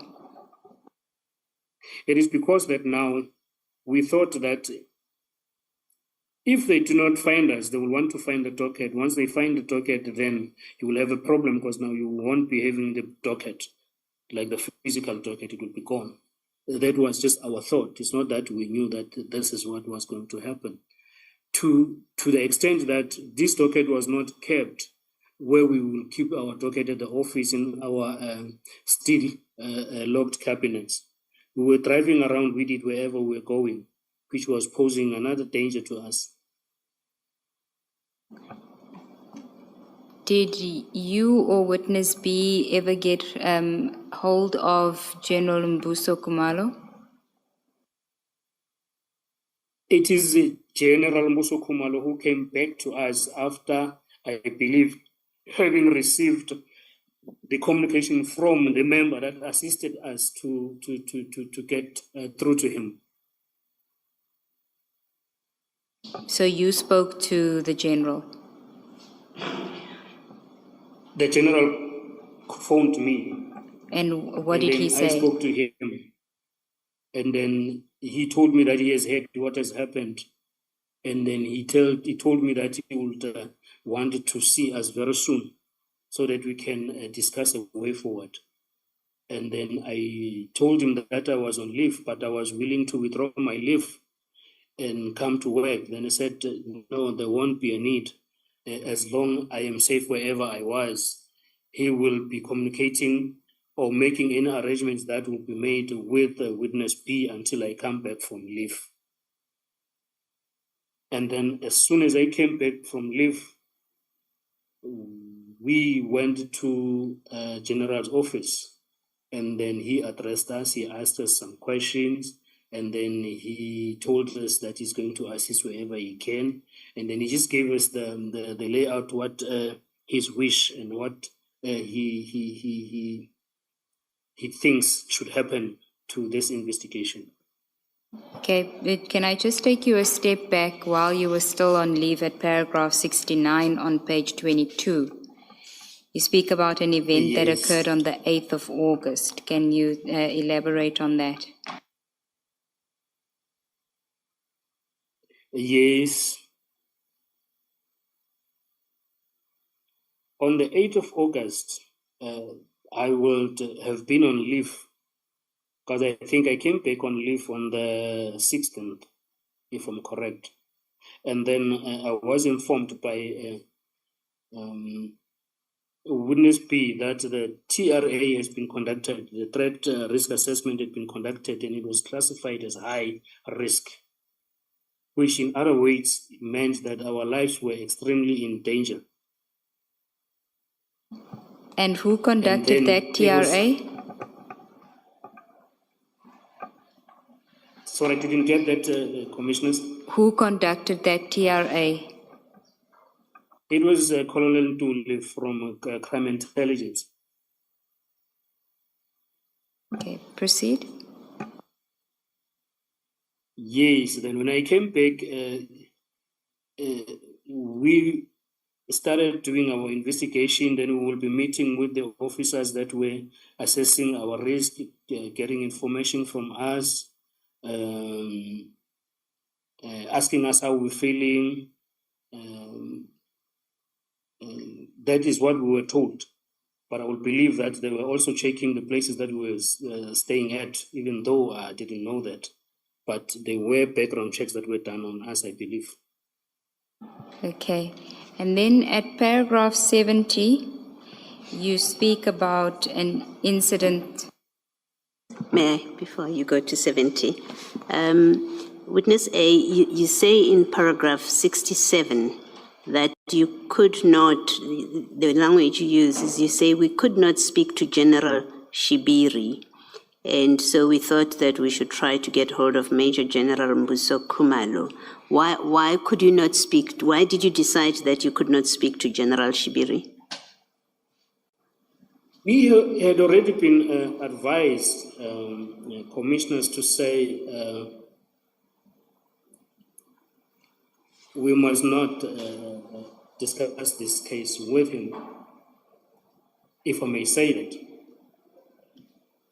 And then also the confusion that happened with the parties and us called to his office, we at this time, up until today, we hadn't figured out if it was him assisting us or if it was him trying to get information from the docket and everything. So it was safe to deal with the people that we trusted at the time.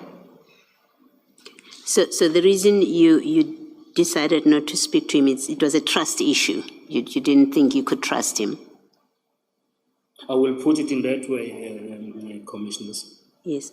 Ordinarily, if there were no trust issues and you were dealing with this problem that you find yourselves in, and you can't get hold of your immediate superior, I think Brigadier Hopane, ordinarily, who would you speak to?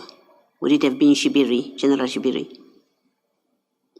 No, it would have been General Musu Kumalo because he's at the provisional level, and then General Shibiri is at the national level.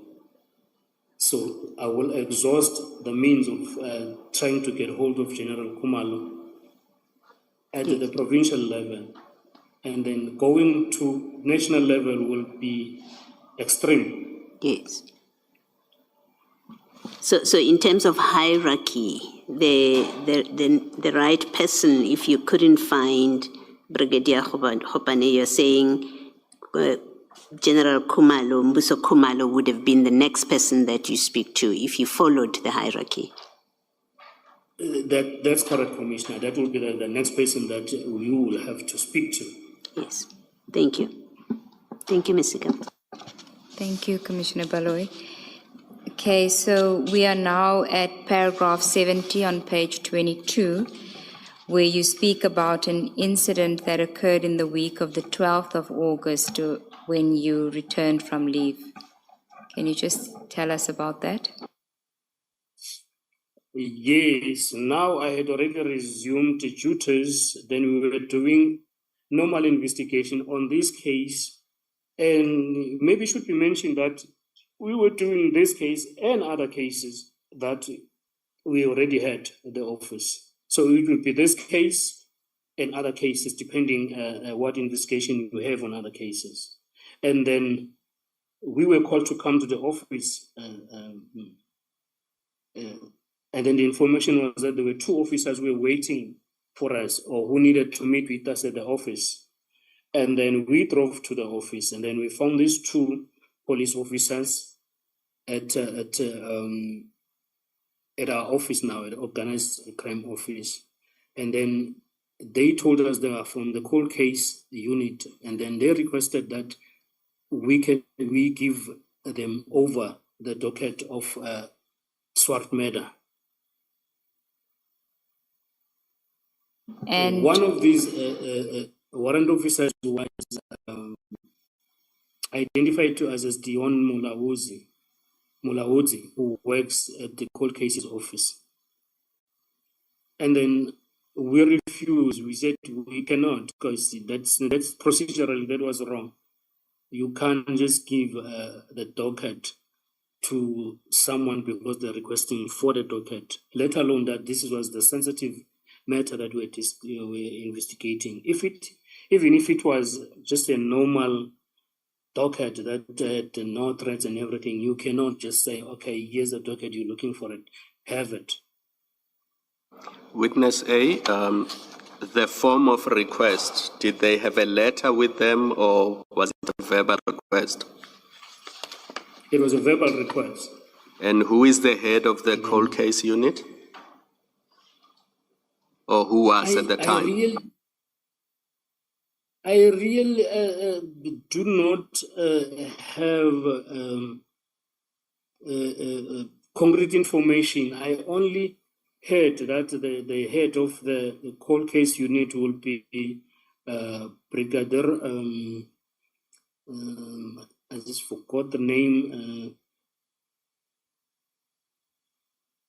He's Brigadier Keninda. Yes, he's heading it, but I have not seen the structure of that unit. I don't know if that is true.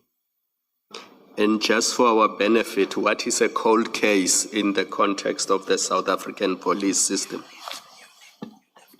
The cold case is a term given to the cases that one would say they are lying dormant.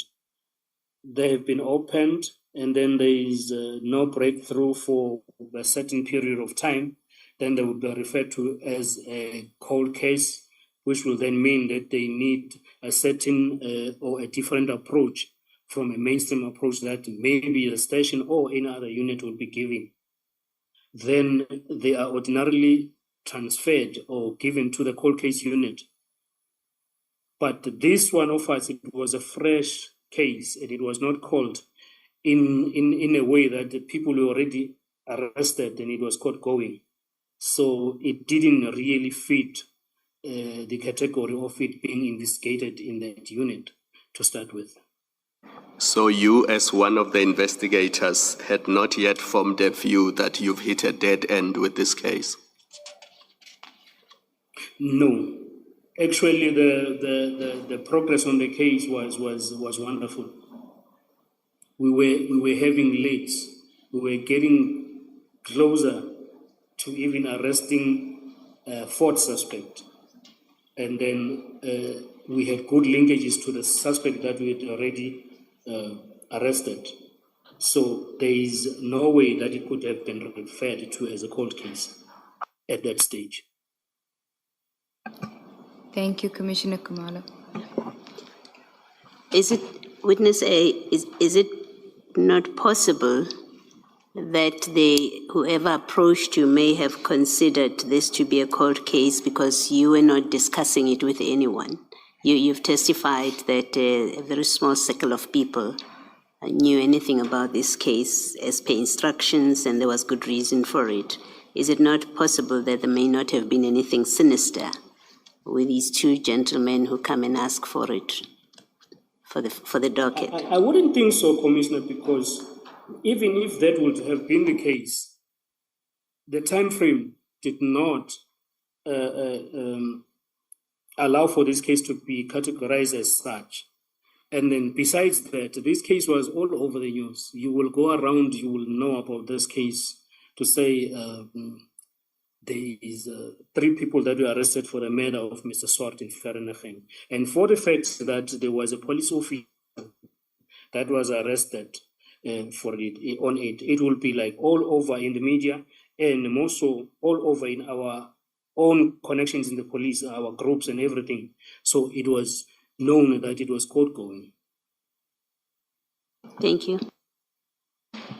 Thank you, Commissioner Baloy. Witness A, we're still on page 23 of your statement. And at paragraph 71, you talk about a meeting that occurred on the 20th of August, 2024. Can you tell us what happened at that meeting?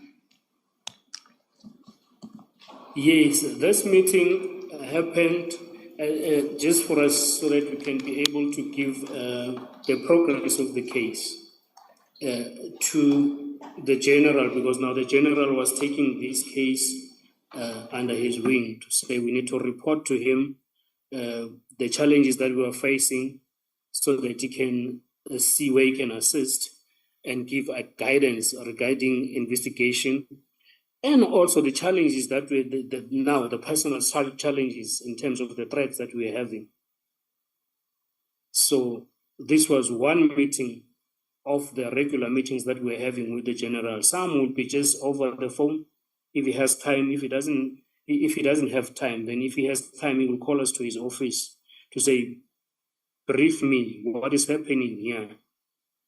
More so because now Tao was out on bail, and then we needed now to be investigating the murder case, and then also putting an eye on him, on his movement.